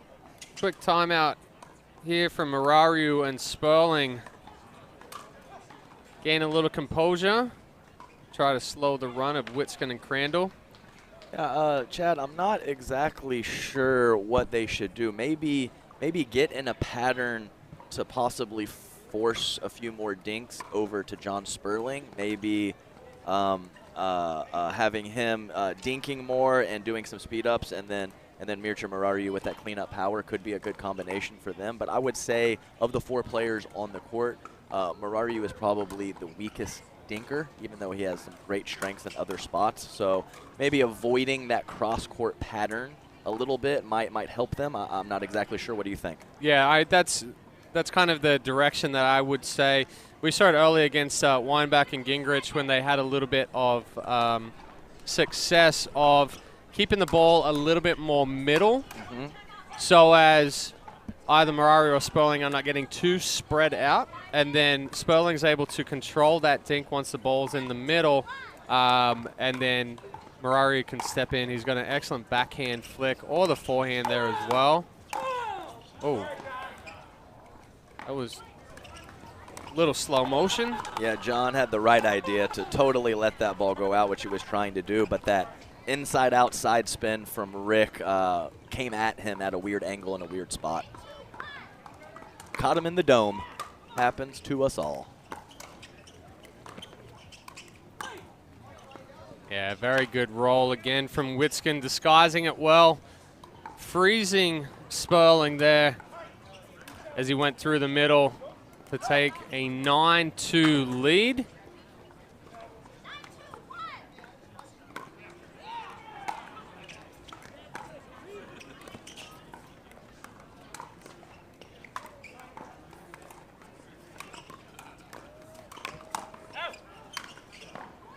Nice poke there from Scott Crandall off of a little bit high. I wouldn't even say a lot of bit high on that dink, just a little bit high. Crandall recognized that opportunity and gave it a poke very successfully. Official beer, 2022 Beer City Open. Stop by the parent tent of the championship court. Just a tough exchange there. You saw the heavy hands from Mircea Mararu, but the boys, Crandall and Witskin, able to withstand that pace and take game 1 11-2. So we'll take a quick break here from the Beer City Open, and we'll be back for game 2 right after this.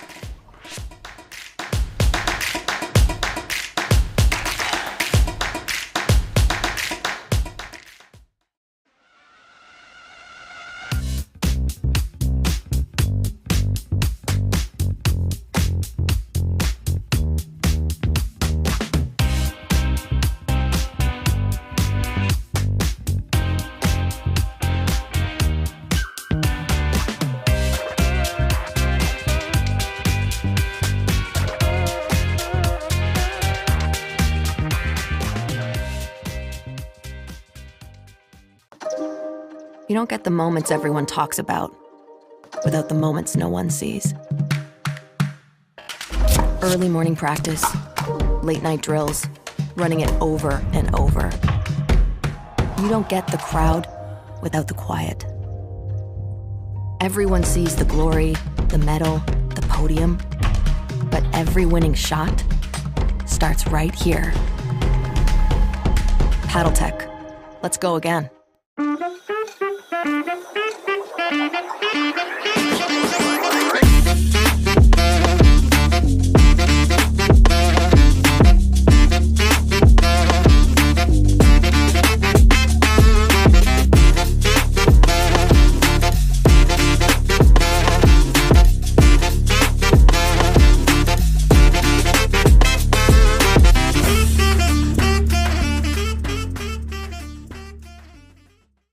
Priorities shift from rush hours to slow breakfasts, from busy schedules to scheduled downtime. And as life happens, shifts and surprises are sure to follow. At Priority Health, we'll always be ready to shift with you, from complicated policies to ones written by humans, from a plan for one to a plan for three. Because your priorities have shifted, maybe it's time your health insurance did too.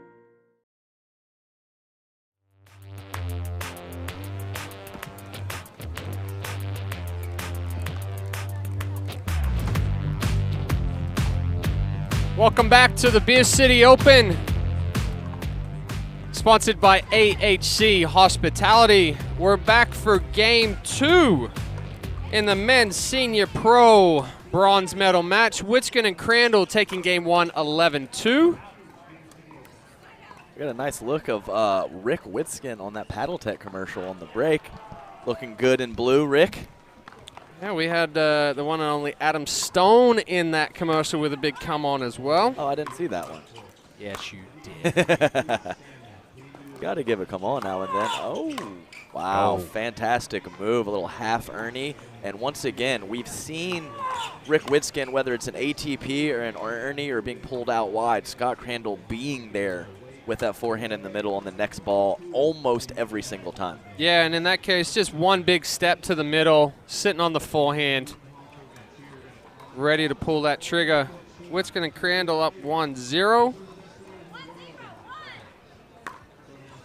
Marario and Sperling trying to figure out how to stop these two.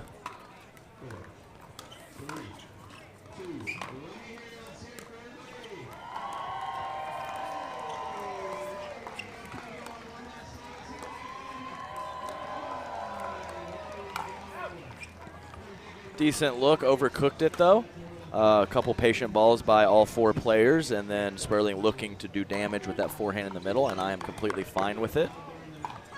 I was just watching Witskin during that exchange, and he certainly uses his whole body from head to toes when he hits the ball. That's for sure, but if you actually look at before contact and some of his contact point, it's not quite as crazy as you would think, even though some of the fireworks afterwards are. Oh, no. The contact point is spot on. It's more so the head trying to lift over with it after contact. And then some, maybe a little left kick and a right punch after after he makes contact with the ball. Always interesting with Rick.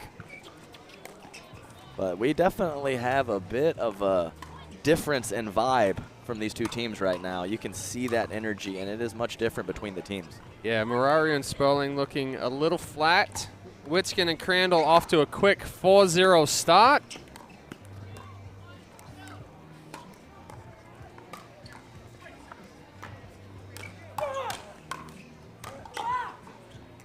Yeah, we see a little bit of that heavy-handedness there from Mircea Marario. Nice job there holding the kitchen line and countering with power. A little too much for Witskin and Crandall to handle.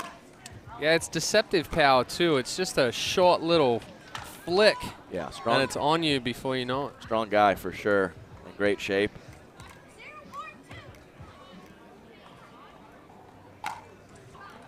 Always helping. Business in West Michigan for over 20 years. Yeah, so yeah, you have strong, fit Marario, and then you have Sperling, which is a little bit more of my body type. Just not unathletic, but maybe not chiseled. I respect it. Everybody gets their power from somewhere different.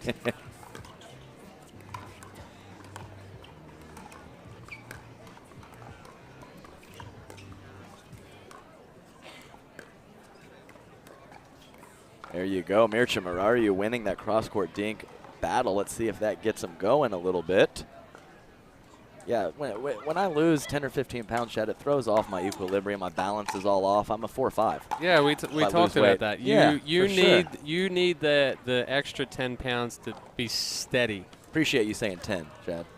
Maybe it's more like 15. But either way. I'm rounding down. It really keeps me balanced in my game. I don't think I'll ever lose it. See, for me, it's when I get to a certain point, my knee starts screaming at me that I know I have to drop that 15 back. Yeah, nice job there, letting that ball sail. We've seen several of those throughout this match from Crandall and Witskin. Most underrated skill in pickleball.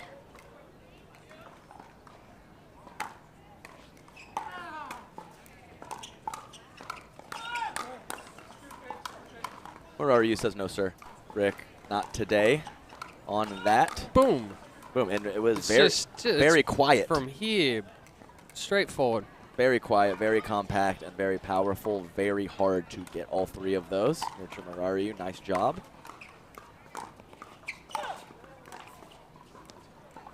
Good spot from Witskin. Right down at the toes. When you can get that ball down and low, sometimes it's a lot more beneficial than just hitting down hard with power and that ball staying up. Attention, please. Cynthia Lee Jones, we have your money clip. It'll be at the. All right, second server here. 4-1-2, game 2. At the volunteer tent.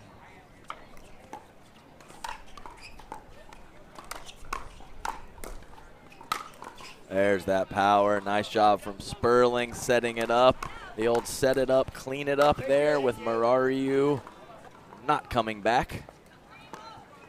One of the better forehands on the Senior Pro Men's Tour.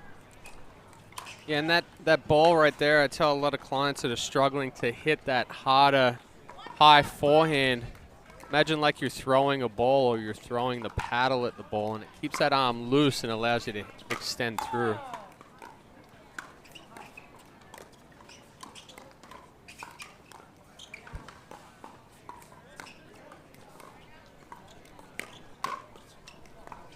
Wow, great job. I don't even know how Crandall got back over there after the out wide dink, but great speed up there from Mircea Marariu into the middle. Crandall a little late covering. So a couple of quick points for Marariu and Sperling, back in it at 2-4.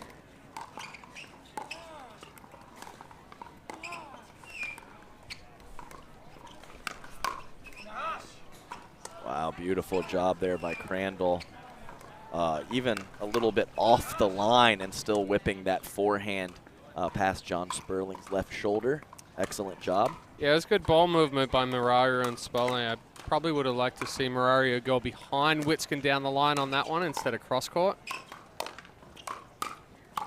Battery Health is the fastest growing health plan in Michigan. Excellent hands from Marariu. And then Crandall's reach in just too strong. Crandall's another one that is able to generate power and spin with that heavy wrist.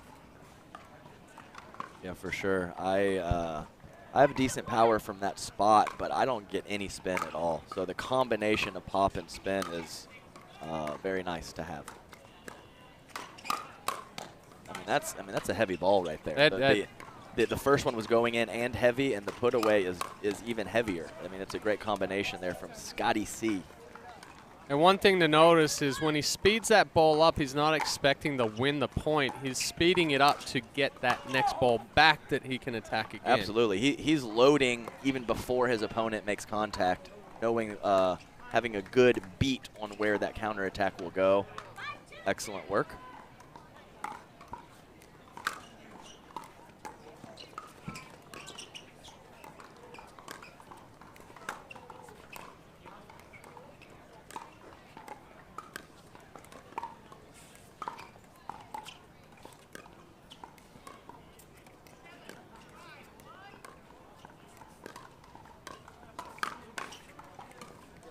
Nice power there from Mircea.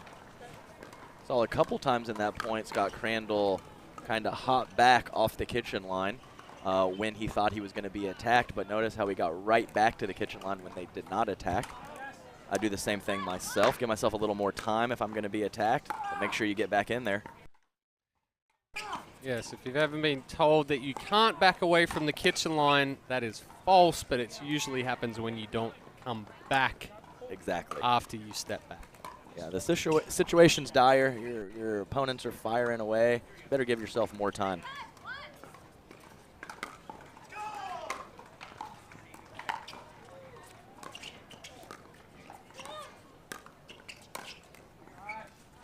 Nice job there of Crandall not fully releasing on that ball. Talked about it multiple times, getting it down at the feet with spin. If he blasts away on that ball, I think Mircea would have had a great shot to get it back over.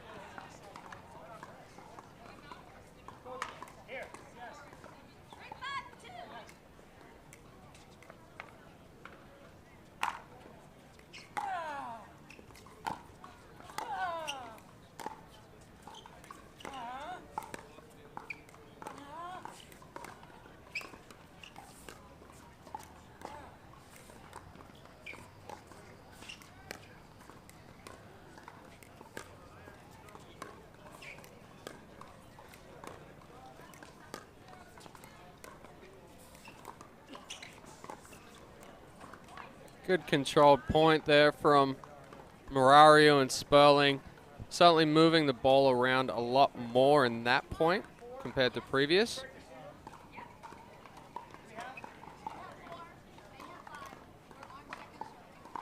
Yeah, I would say overall the dinking in this match has been pretty good.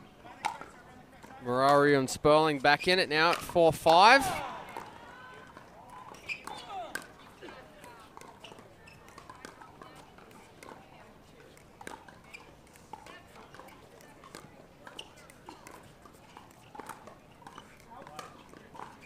Can't believe it right there. He stepped over nicely to kind of cover that backhand side of Mircea to take it with the forehand in the middle.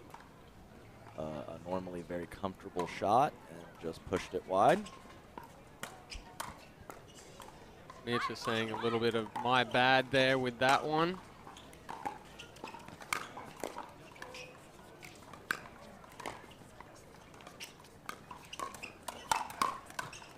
Nice job there from Mircea.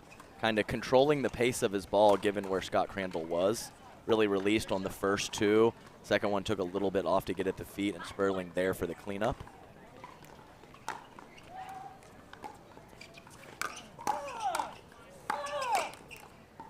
The no look from Mr. Rick Witskin. Yeah, when Rick is in the midcourt ripping away, he like myself, he very rarely hooks that ball straight ahead. He almost always hits them inside out. Attention, please. There he goes again, inside out. Nice rip from Rick. Rip from Rick. Hey, it's Ripskin Witskin, right? Ripskin, Witskin. I called him something else. I called him like 4 different things yesterday. So. Actually, on the back of his shirts, he's got Ripskin Witskin. Uh-huh.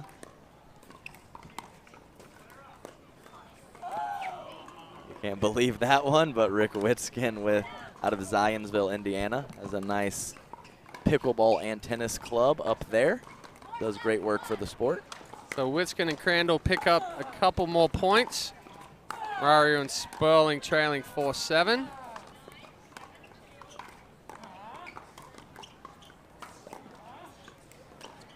Witskin's grunt coincides with how hard he's hitting the ball. They got one up, and he made them pay. Oh, I got another fun fact here. I'm sure this has been brought up on stream before, but Mircea Murario, a brain surgeon. Yes. No big deal, Chad. No big deal. No.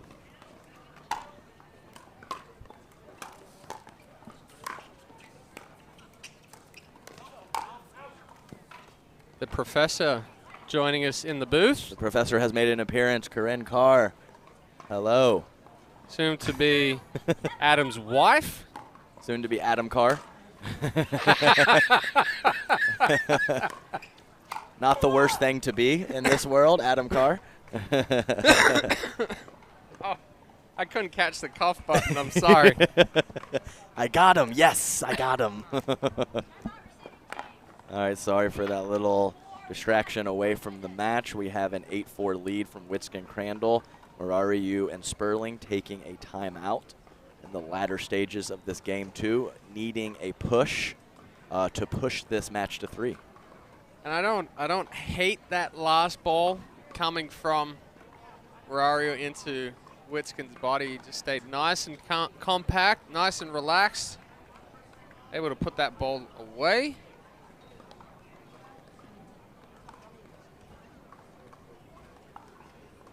We've got referee Diane Unitich out there. Yeah, Diane and her husband Bob have refereed many a tournament for myself and Simone, and done many, many matches across the nation. For sure. Also, another little fun fact about Mircea Marariu, he is a father and a dog father. I'm not sure which one he's more proud of. Brings his dog to a lot of the tournaments.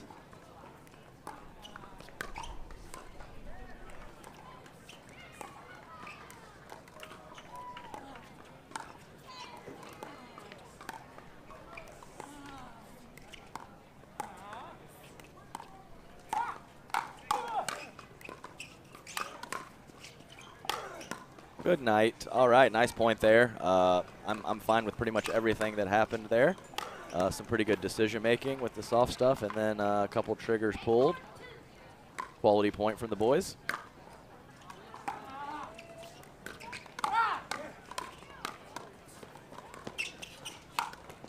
Oh.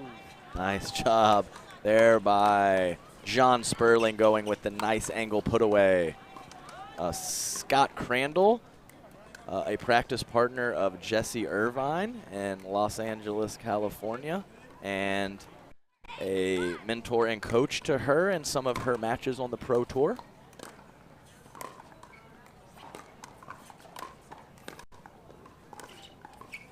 Sure, she gives him a few tips as well. Good roll by Witskin, but Marariu read it well. Yeah, did nice and short. Yeah, just slapped it back. You're absolutely right, Chad. The compactness and the power is pretty good stuff from Mircea. Good night. Great job, John Sperling. We have a double paddle fling drop timeout from Witskin and Crandall. I don't blame them. A nice run here from Marariu and Sperling. So 2 quick timeouts, 1 from each team. I'd like to see more of what we just saw in the last 2 points from Marariu and Sperling. Kind of taking a few more risks, speeding that ball up, using the power of Marariu to finish. But I definitely think now is the time that they need to make a little bit more of an aggressive change than just rolling through it like they have been. It's go time, crunch time in this game too. Witskin, Crandall having a nice little chat over by the Pepsi water cooler. See what they come up with out of this timeout.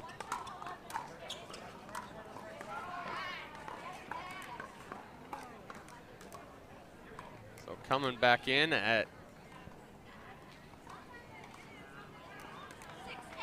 6-8-1. Yeah, I was wondering if they were on a 1 or a 2. I was paused for.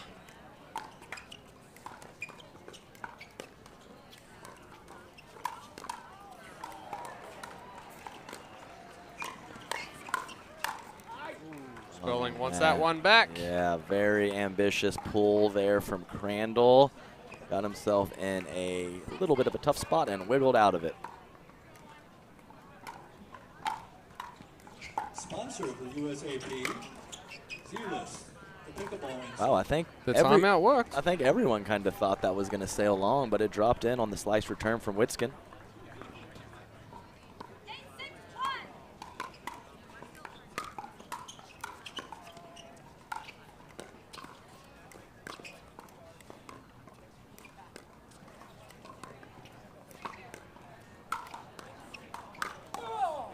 Great spot from Mircea, and I think that a couple previous similar patterns to that, Mircea had gone more middle and Crandall was there to cover. This one, he had a little bit more of a misdirect at Witskin's right hip.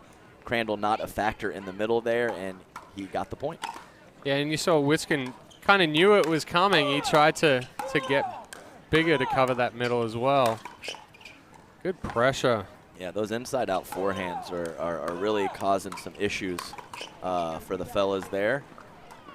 Keeping that pressure on, just kind of coming from an awkward spot, getting pretzeled up. A few pop-ups Witskin has got from that good forehand.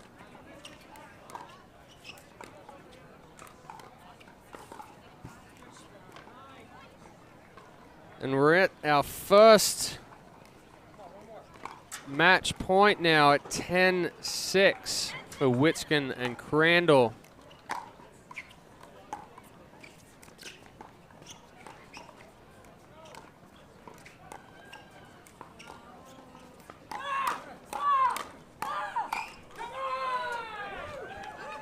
Extra loud from Witskin on that exchange.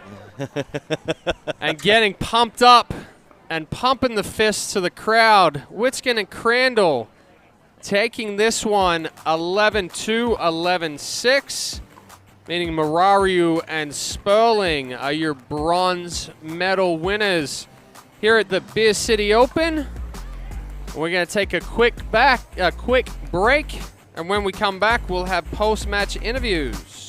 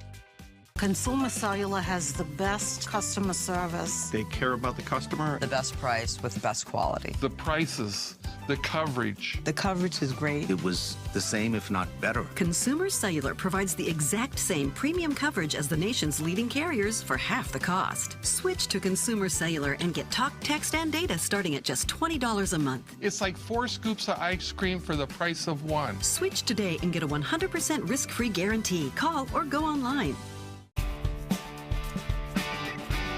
Elders, helpers, and engaged pickleball love the fun we have and the friends we make playing and teaching this great game of pickleball. We proudly sponsor the Beer City Open, an APP event in Grand Rapids, Michigan. We welcome all participants and spectators. At Elders Helpers, we say, live on your own with a helper in your home.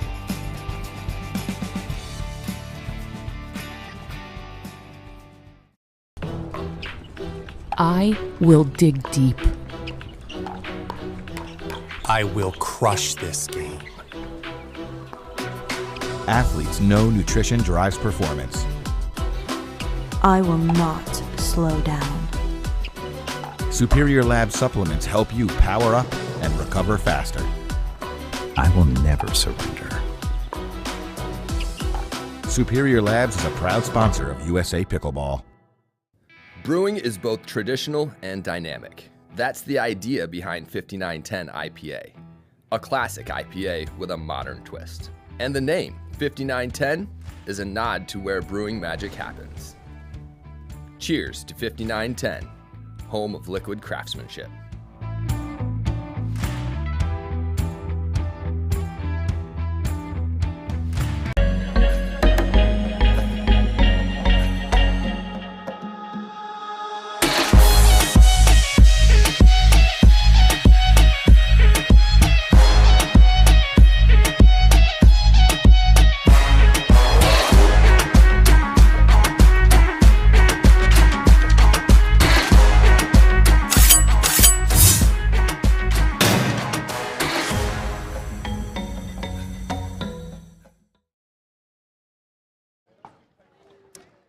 Welcome back to the Beer City Open in Grand Rapids, Michigan. Here with Rick Witskin and Scott Crandall, winners of our previous bronze medal match, moving on to the gold against Weinbach and Gingrich. Rick, solid partnership here between yourself and Scott. You look like you're really, really comfortable moving around the court, knowing Scott's going to be there. Does that play a part into how loose you can stay while you're out? Yeah, Scott makes me feel very comfortable. He's obviously a lefty playing the right side. I got to be big on the left side. We've got great partnership. We've been in 5 tournaments now. We've gotten gold or silver in all 5 tournaments. I do want to compliment John Sperling and Mircea Murario because they're great players. They beat us earlier today, so it was nice that we were able to avenge that loss. But we beat Dane and Dave last week, and then they beat us. So we've all seen each other a lot. Everybody really takes a lot of pride in their game, and at the end of the day, Scott Crandall and I feel really good together, and we feel like we can beat anybody on any given day. Yeah, you guys definitely look like you mesh well out on the court. What are you looking to carrying into this gold medal match against Weinbach and Gingrich? Well, in the semis when we lost to John and Mircea, we didn't play great, and it's nice to have a couple matches in the back draw, get our momentum going, and then we played a really solid match here. So it's like we're firing on all cylinders. We both got our confidence, peaking, and as Rick just mentioned, we beat these guys for the first time in the last tournament, so we're going into the gold medal match with a lot of confidence, and I feel like we're playing great, and it's always fun playing with Rick. He brings so much energy to the court, and he's a really fun guy to play with, so I enjoy it a lot. Definitely exciting watching you two play together. Rick, I noticed that depending on how hard you hit the ball, that determines the octave level that you get with your scream. So good luck to you guys. Hope to see you out here in a little bit. I think we've got one more match out here, so we might not be with the coverage, but we'll be right back here at the Beer City Open from Belknap Park, Grand Rapids, Michigan.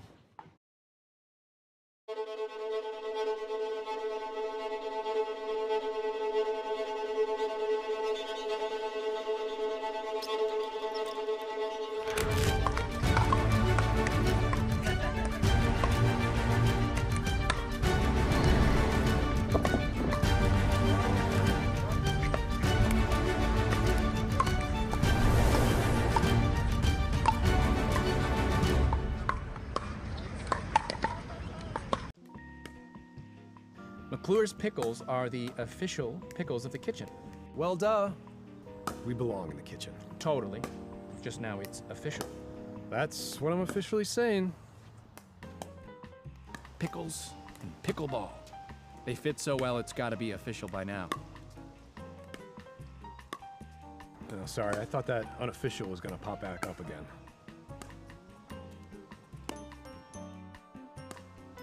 Consumer Cellular has the best customer service. They care about the customer. The best price with the best quality. The prices, the coverage. The coverage is great. It was the same, if not better. Consumer Cellular provides the exact same premium coverage as the nation's leading carriers for half the cost. Switch to Consumer Cellular and get talk, text, and data starting at just $20 a month. It's like 4 scoops of ice cream for the price of 1. Switch today and get a 100% risk-free guarantee. Call or go online. When it comes to sports bras and activewear, it's not enough to just do it. You have to just do it right. That's why She Fit's perfectly fitting gear embraces and supports women's bodies. Made for ins and outs, ups and downs, starts and stops, and everything in between. We got you. Because we are you. She Fit. You don't get the moments everyone talks about without the moments no one sees. Early morning practice, late night drills, running it over and over. You don't get the crowd without the quiet. Everyone sees the glory, the medal, the podium, but every winning shot starts right here. Paddle Tech. Let's go again. OS First, the official sock sponsor of pickleball. Stay in the game with OS First socks with purpose and compression bracing designed for comfort, injury prevention, and improved recovery. OS First is the official sock brand of USA Pickleball and the PPA Tour. Visit www.thepickleballsock.com to learn more.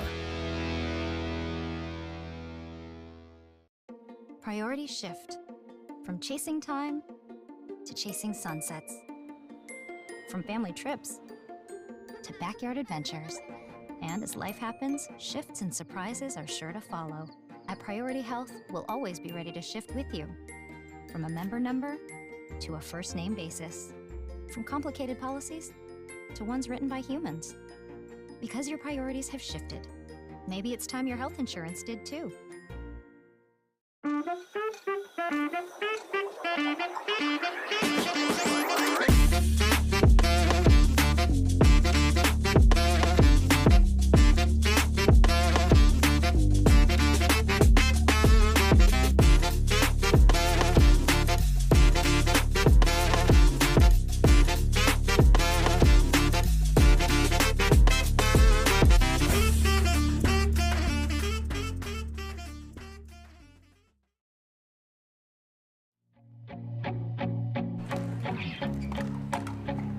Welcome back to the Beer City Open here in Grand Rapids, Michigan. We've got a 1-15 women's senior pro doubles match for you with Corinna De Vera and Jen Lissandro. We saw them a little earlier. Some background for you. De Vera, a former volleyball player and martial arts. Jen Lissandro, big time tennis player, just getting inducted into the NIU Hall of Fame last week. And they're going up against Maggie Camuti from Naples, Florida. A student of ours at Peak Performance Pickleball Academy. Started out with Simone Jarging and myself. With her tennis background and a highly qualified yoga instructor. And then her partner, Barbara Dunn, from the Bay Area, played volleyball at Cal Berkeley. So we have a whole mix of talent on the court for this one. Chad, I think it's about that time for the Beer City Open special, and here we go. And there is a 59-10 being popped open from Perrin Brewing Company. Perrin is taking care of all the fans here this week with their refreshing libations. And I have a Dream Seeker in front of me myself. So we're getting started here. Done to serve. So Chad, I wonder at the end of our previous match with Jen Lissandro, looked like she had a little bit of a hamstring tweak. Let's see if that plays a factor in this match right now. I actually asked, whoa, that was more like a volleyball spike right there from Ms. Dunn. Just missing that one. I actually asked Jen Lissandro about that before this match. She said, all I hope is that you guys didn't catch it on video of me hurting myself. But she's feeling pretty good. Nice coverage by Camuti. Oh! Oh, my. Oh, God. Great job. That ball was completely behind Barbara Dunn, able to get a paddle and keep it in. Nice scramble there from Camuti and Dunn. Spreading them out across the court. Oh, yeah.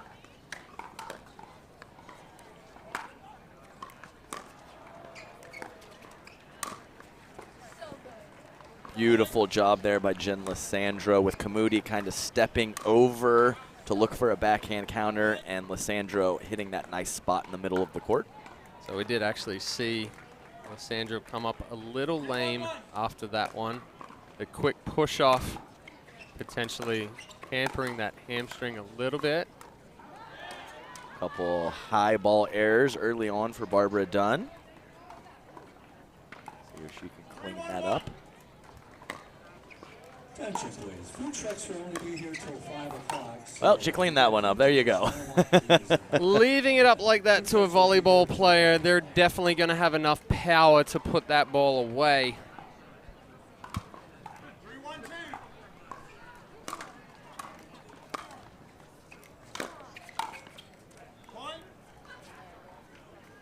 Little late from Dunn on that drive by Lissandro.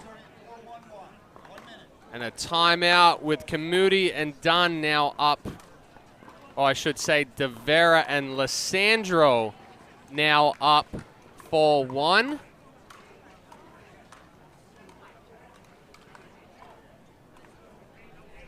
Kamudi and Dunn having a little discussion there.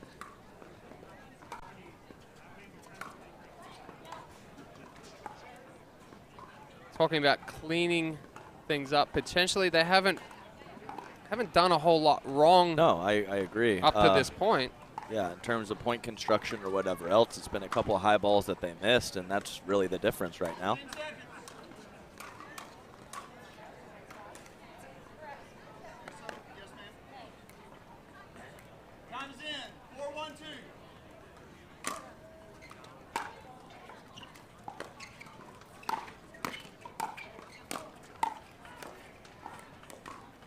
Wow, nice job by Corinna De Vera there. Fantastic.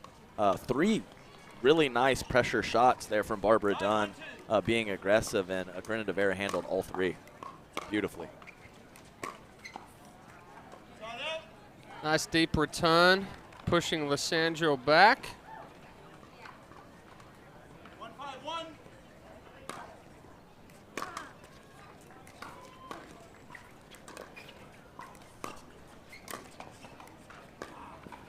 Yeah, we can see Lissandro's definitely not moving as well as she was in the previous match. Along with them being on an opposite side stack. Nice dig.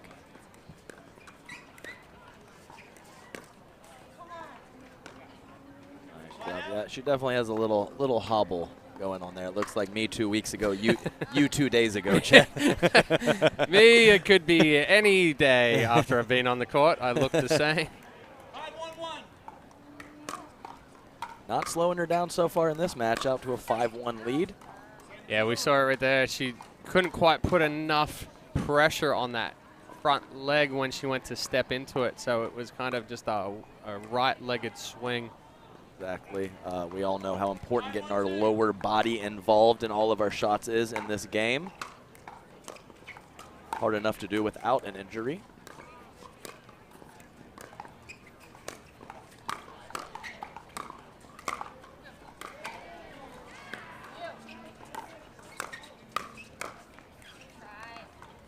Nice job there. Corinna De Vera coming over to get a little help in the middle. But Kamudi and Dunn there with the response.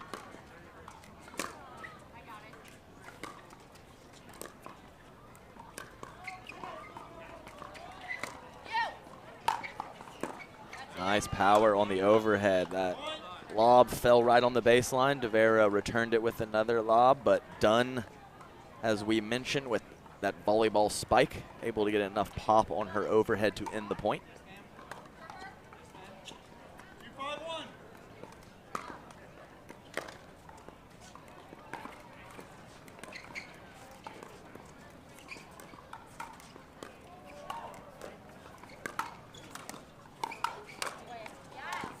Nice job there. De Vera pretty extended on that initial speed up, but able to catch Dunn in an awkward spot and get a response that she could finish with the next ball. Nice combination. Yeah, it wasn't the hardest hit ball, but going back across the body, Dunn just was sitting on the forehand a little bit more, wasn't able to get back across to the backhand.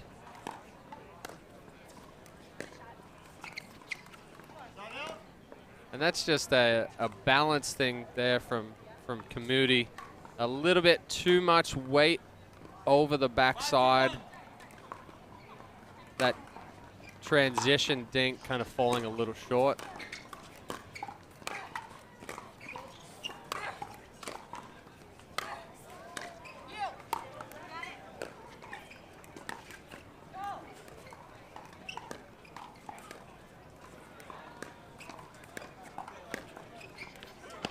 Wow, amazing shot there from Maggie Kamudi. And a let's go. That's the importance of taking a ball out of the air if you can and not letting it bounce. If she lets that ball bounce, that's a completely different setup. Devera's there in the middle to put it away, but taking it out of the air kept Devera off balance. A good finish by Dunn on the backhand. That was a lot of pop on the backhand side. Men, women, whoever, does not matter. Tough to generate pace on that backhand overhead. Great job by Dunn.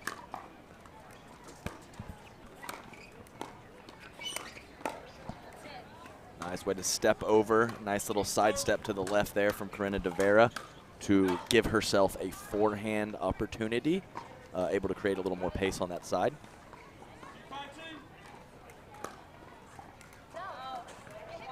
Kamudi going for a little bit extra spin on that serve. Not quite sure. Yes, called wide, but a little unsure. Kamudi and Dunn. Check in with Ron Ponder, our referee. But called out, call stands.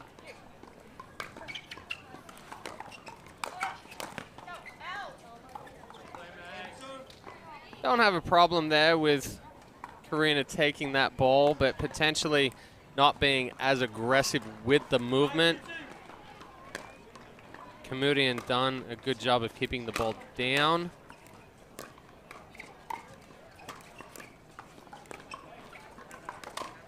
I think Devera's in somewhat of a tough spot. She wants to protect her partner with obviously the slight injury that she's got, but she can't overdo it and start jumping on too many balls. Excellent defense. Oh my goodness. Great job. The defense to offense, always love to see it. So many opportunities for that defense to offense in pickleball. Great scramble from Lissandro and Devera, and then able to get an opportunity on that last ball. Well played, ladies.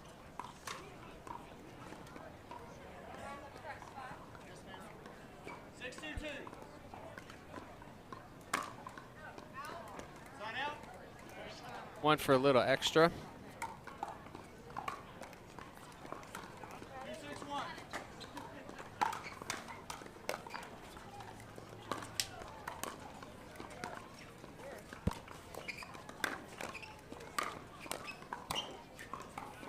I like the aggression there from Kamudi. Yeah, she was a little unlucky catching the net cord a couple of times there. Yeah, she couldn't quite get her body out of the way to hit that a little more firmly. Third shot lob.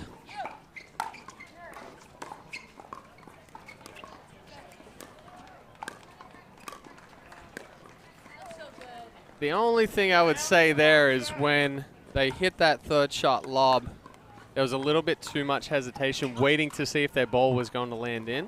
When you hit a lob and you see your opponent's back or the back of their head, go ahead and come up to that kitchen line.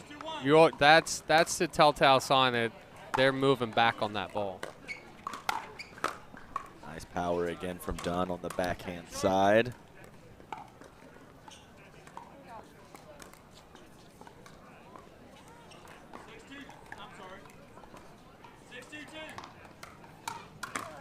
Six 6-2-2 for Devera and Lissandro.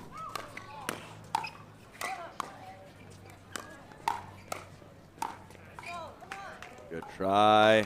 Done with some nice pop on those last two shots, but the difference between those two and the previous few where she was a little bit further off the kitchen line. Gave a little more time to Devera and Lissandro.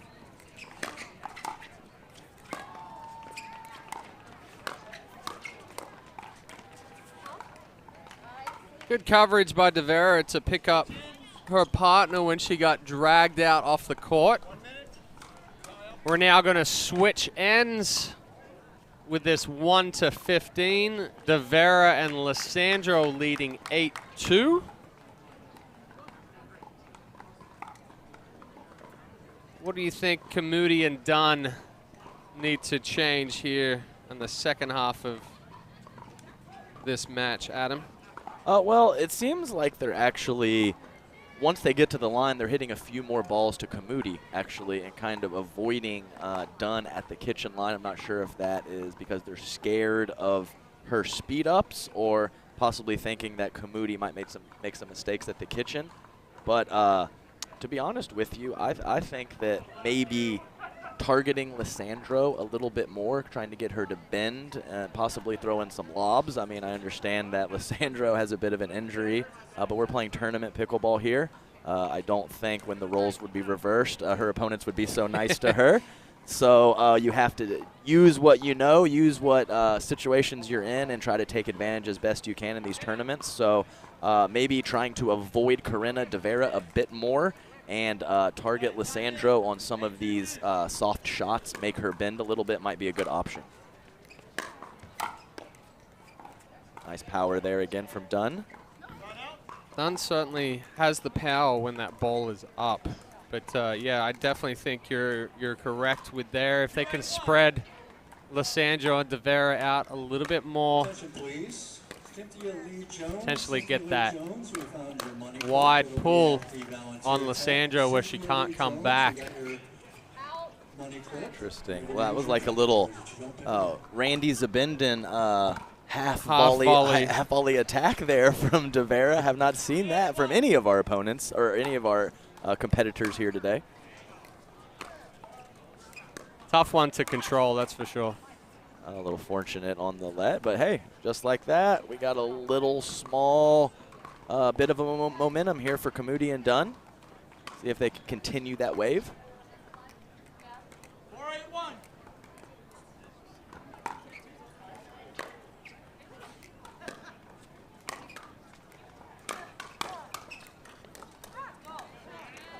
I like the drive from Kamudi there. Just didn't quite set herself up for the next ball. A little bit stretched out, but good job from Lissandro absorbing some of that power.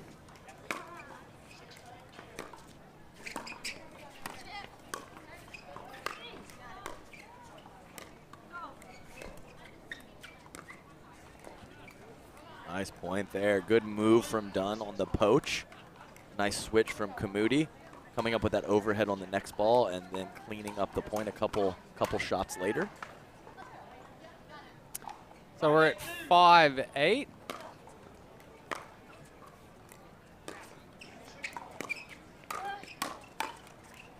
Nice job there. Ready there with the forehand in the middle from Lissandro.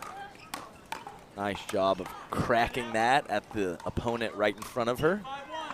Hard one to tell there, but potentially that ball was going deep if Dunn could get out of the way. Okay. But, you know, with the paddles these days, who knows?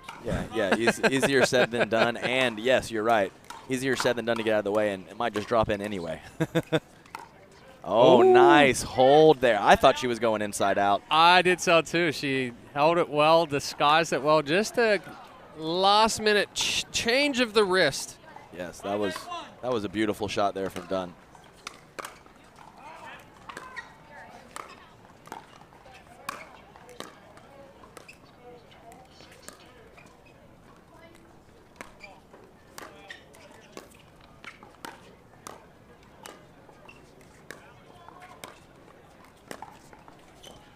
Wow, great scramble, great court awareness there. I think Corinna de Vera is definitely one of the better movers out here on the Women's Senior Pro Tour, and it showed up in spades on that point right there. Great scramble from both ladies on the far side. Yeah, she's definitely athletic, can definitely move, and Lissandro with that off-balance drop back down at Maggie Kamudi's feet. Oh, she's on it. She wants it back. Stepped over nicely to the left to crack that forehand. Net got in the way, though. Anna Bright. Federico Cetra. Thomas Wilson. Kyle Yates. Irina Teroshenko. And Lauren Stoutman. Oh, get up. Yeah, I was calling for it too.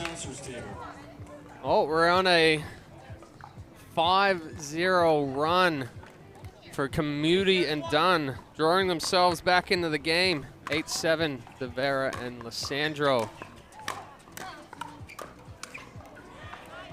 Nice shot. Maggie Kamudi there, getting that ball to the left foot of Corinna Devera. Not able to come up with it.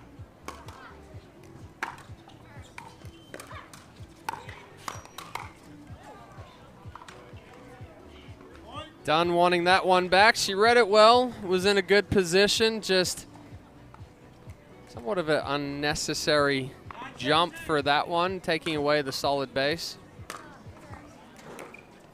Yeah, Chad, sometimes I get off the ground for some reason as well. You're pretty helpless when you get up there. You need that solid base, you need that balance, and when you come off the ground, you just don't have it.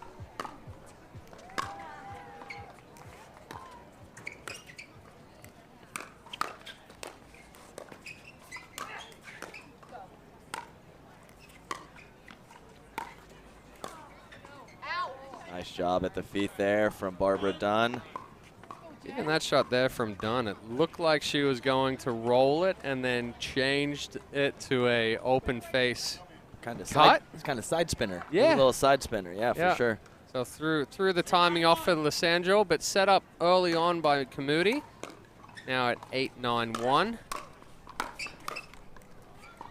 That big kind of swat and flies backhand there from Barbara Dunn. I saw a little bit of that earlier with Dave Weinbach. Yeah, she winds up for that one. Hey, Chad, we're tied.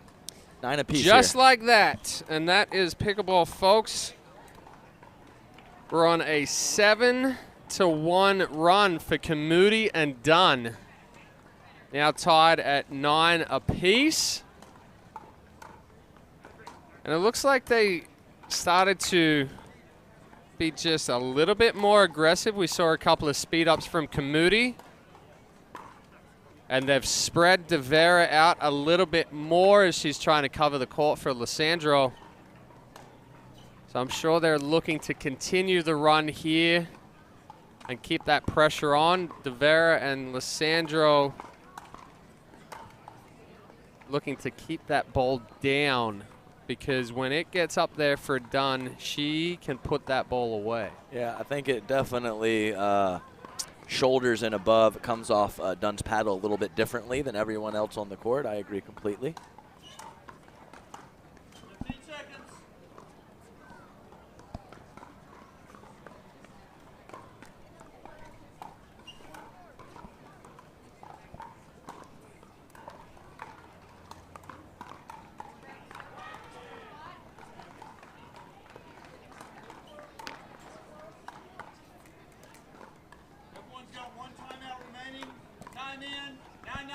So back in at 9-9-1.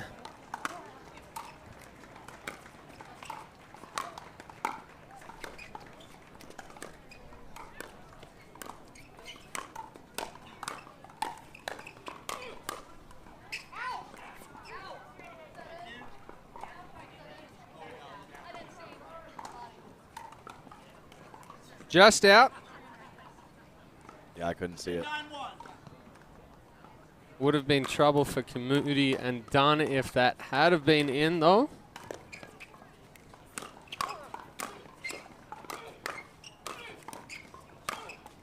Good move by Kamudi. Kamudi, let's go now. Fire it up. Boom, boom, boom, boom. 4 in a row. Let's go now. Oh, she did an excellent job there. It was, perfect ball to speed up at the first time, and then she just kept going across the kitchen line.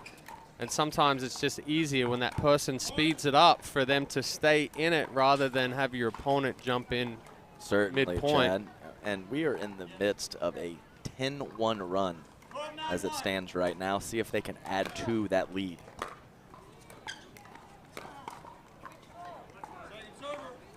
Not the position that you want to miss one into the net.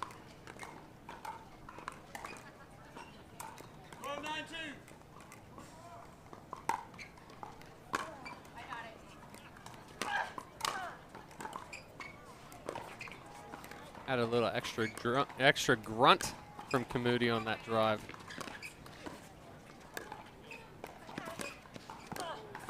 Yeah, that's tough. And that's That's a little bit of what you're talking about, Yeah. taking advantage of an injury.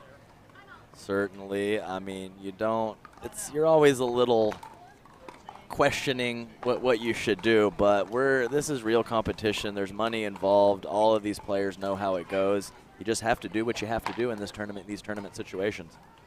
I've unfortunately have the reputation for occasionally too nice? occasionally cramping. Occasionally cramping on the court. And I'll tell you right now, nobody is being nice to me. They smell blood in the water. They are trying to do whatever they can to crush every last ounce of energy I have. So that's part of the deal. And, if I get in that situation, I'll have to do the same myself. So perfect example on that point right there of as we mentioned before, spreading them out. Devera having to cover a little bit, and when you can work all parts of the court, short, back, and the corners, makes it really, really tough in all situations, and especially when there is a little bit of an injury involved. PaddleTech. Let's go again. PaddleTech, a premier manufacturer of the best-selling pickleball paddles in the industry. So coming out of the timeout, Kamudi and Dunn now up 13-9-2. Looking to close this one out. Great timeout. Kamudi a little upset with that drop. Yeah, I believe that was two about drops halfway for her. Up the net. That's right.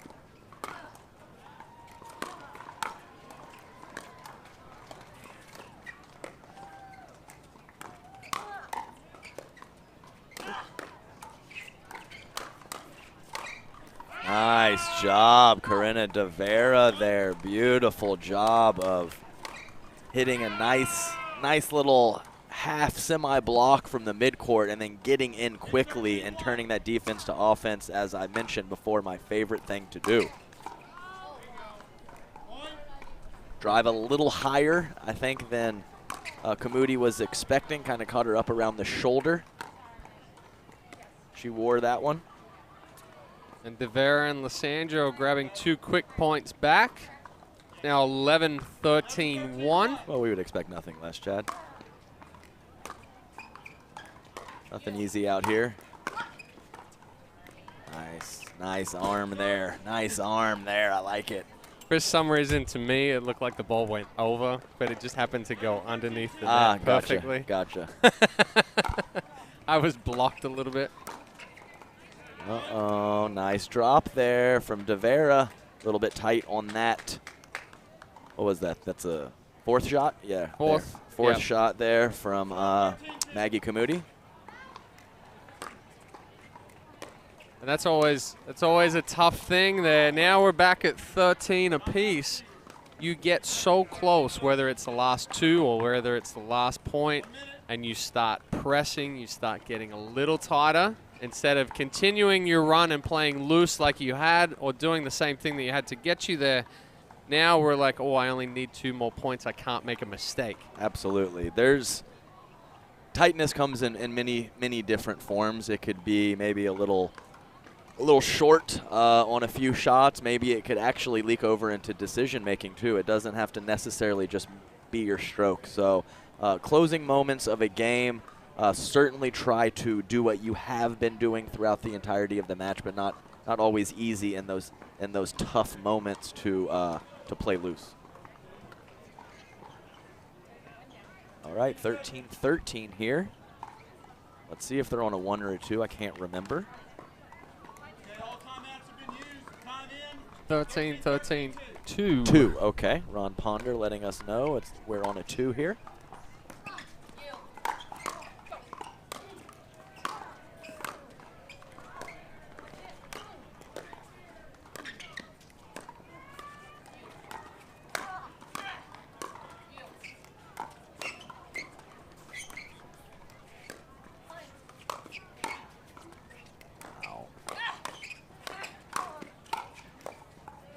Oh. Oh, big my hands. God. What a point there. Big hands. Getting that ball back.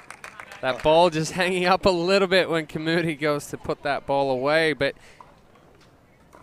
how did they get some of those digs? I don't know. I don't really have much to say. I should have a lot to say after that point, but it was crazy.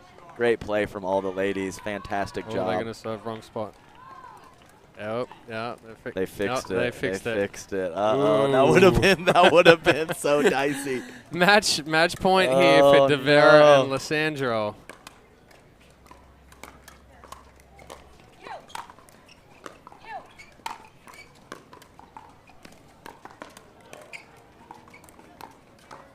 Oh, wow. She made a late stab in the middle there, De Vera. I think she needed to. I'm not sure Lissandro would have been there.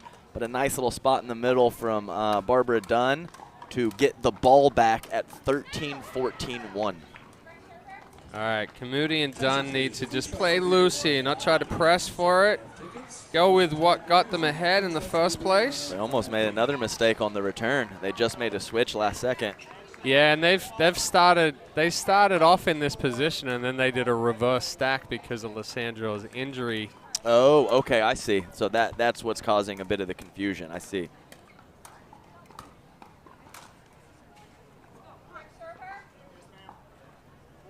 So we did just get a wrong position. We're at now 14-14-1. What happened? We had a player not, well, I've got certified referee Melody Woodson over here filling us in. We had a player not ready after the score was called, so they got a time violation. Oh my! So now we're switched, and that is match point. Wow, what for happened? Kamudi and Dunn. That last couple minutes was crazy. So De Vera and Lissandro at one point up 8-2. Then Kamudi and Dunn coming back and going ahead 13-8, 13-9 at that point. Then we brought it back to 13s. 14s, 15s, 16s.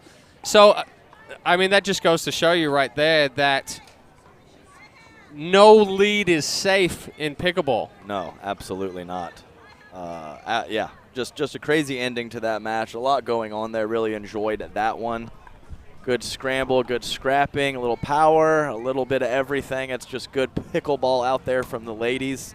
Really enjoyed our action today in the Gender Pro. Gender Senior Pro. Gender Senior Pro. Junior. The Junior Pro. So this is the last match that is being streamed here from us on Center Court number 2. We are now going to switch over to ESPN Plus, and you can join the action with Melissa McMahon and Dominic Catalano over there. So until tomorrow, I'm Chad Edwards. I'm Adam Stone. And happy pickling.